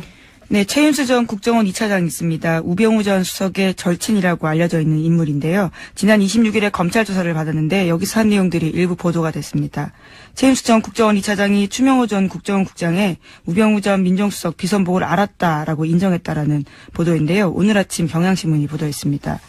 최 전 차장 같은 경우에는 피의자 신문 과정에서 수사팀이 내민 관련 보고서를 보고 혐의를 일부 시인했다라고 하는 건데 추 전 국장이 정식 보고 라인을 거치지 않고 청와대에 직보하는 것을 사실상 묵인했다라는 겁니다. 이게 뉴스의 의미를 좀 전달해 줘야 되는데 항상 뉴스가 이런 사실관계 중심으로 나오니까 핵심이 뭐냐면 이제 최윤수 전 2차장이 우병우 전 수석의 절친으로 알려져 있거든요. 예, 검찰 시절부터. 그래서 우병우 전 수석의 권유로, 예, 2차장에 갔다라는 게 지금 정설이죠. 예, 본인이 싫다고 했는데 국정원의 우병우의 라인의 정점으로 이 최윤수 2차장을 국정원에 가라고 한 사람이 우병우 본인이고, 그러니까 직통 라인이다. 그래서 최순실 라인이라고는 추 국장도 그 아래에 있었던 거다. 실제로는 이 모든 국정원과의 그 내통 혹은 거래는 우병우와 최윤수 선상에 이루어진 거다. 이게 이제 검찰이 보는 시각이에요. 예. 실제로 이병우 당시 국정원장 같은 경우에는요, 관련 사실들을 알지 못했다라고 검찰은 확인했다라고 합니다. 그러니까 보고 행위가 이루어지는 것을 알지 못했다라는 거죠. 그러니까 이제 우병우의 국정원 라인, 직통 라인이 최윤수 2차장이라고 이제 검찰은 보는 것이고, 그 직통 라인이라는 것을 입증할 일부 진술을 얻었다. 이런 내용입니다. 이렇게 되면 이제 뭐가 달라지냐면, 우병우 전 수석이 국정원의 늘 직통으로 이 사람과 거래하면서 이 차장과 거래하면서 불법적으로 뭐 감찰을 한다든가 정보를 빼낸다든가 혹은 뭐 그 감찰 얘기도 많았잖아요. 네, 그렇죠. 특별감찰관 같은 경우에는요, 불법 사찰했다라는 혐의들이 있는데요. 이석수 전 감찰관뿐만이 아니라 이광구 우리은행장, 그리고 김진선 전 평창 동계올림픽 조직위원장 등이 이름을 올렸습니다. 이석수 전 감찰관 같은 경우에 우병우 전 수석의 개인 비리를 캐고 있으니까, 이 국정원에 연락을 해가지고, 거꾸로 이석수 감찰관의 비리를 캐라. 라고 지시했다는 거 아닙니까? 심지어 운전기사까지 만나가지고 이게 정보를 수집했다라는 거죠. 그러니까 이제 본인 개인 비리를 정상적으로 청와대 감찰 기능을 하는 기관에서 조사를 하자 국정원을 동원해가지고 거꾸로, 불법이죠, 당연히. 그런 일에 동원했거나 혹은 최순실의 청탁, 예를 들어서 뭐 이강구 우리은행장을 왜 사찰했느냐. 한 달 전쯤에 뉴스가 나왔어요. 이제 은행장을 교체하려고 하는데 그 은행장을 교체하려고 할 때 정보를 추국장이 왔다 갔다 하면서, 기존 은행장을 잘라야 새로운 은행장 자기 사람을 꽂을 거 아니겠습니까? 최순실 쪽에 부탁을 받고. 그런데 이런 걸 했던 것도 결국은 이 차장 라인을 통해서 한 게 아니냐. 뭐 이런 수사가 이루어지고 있는 겁니다. 네. 그런데 과연 그렇게 해서 우병우 선수를 이번에는 구속시킬 수 있을 것인가? 그건 모르겠어요. 네, 오늘 오전 하도 많이 10시에 실패해가지고. 다시 피해자라 신분으로 불려 나와서요, 조사받습니다. 그런 뉴스입니다. 예. 다음 뉴스는요? 네, 국정원이 2013년 검찰의 대선 개입 수사를 막으려고 원세훈 전 원장의 개인 비리를 들이밀었다라는 한겨레 신문에 오늘 아침 보도가 있습니다. 그러면서 댓글 사건 수사를 중단시켜야 한다라는 보고서를 작성했다라는 건데요. 그러니까 국정원은 검찰 수사가 한참 진행되던 2013년 4월 달에 수사 무마를 위한 하나의 전략을 짰다라고 합니다. 검찰도 체면이 있기 때문에 원전 원장을 구속되게 해줘야 되는데 그것이 개인 비리여야 한다라는 건데요. 일종의 빅딜을 해야 된다라는 보고서 내용이 있다고 합니다. 국정원은 이런 곳이에요. 국정원장을 했던 사람 아닙니까?